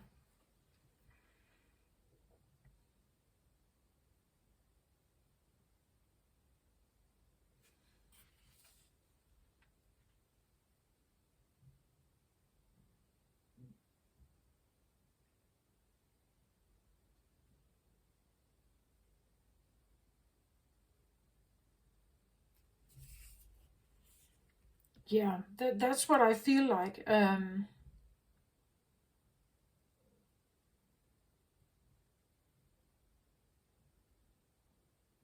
I think this is it for me. I don't think I can get really that much closer at this point in time. It's, again, you can't force it. It just has to take its turn, or it's... And the opponent that you are standing in front of, like, they are very powerful. You cannot just... You cannot force anything. As can you also not force anything with yourself. That would be rude or even terrible. Like, she has to know the Queen of Cups energy. She still has to have that, right? She still has to be also gentle with herself and nurturing and caring. The Empress is gorgeous, beautiful. She takes care of herself. She may eat right. You know, like, really, her body is her temple, that kind of idea.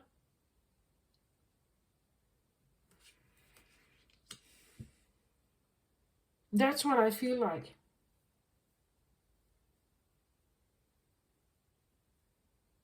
Okay, this is what I have for you. I hope this helped you somehow, Libra. Take very good care of yourself out there. Love and light to you. Bye-bye.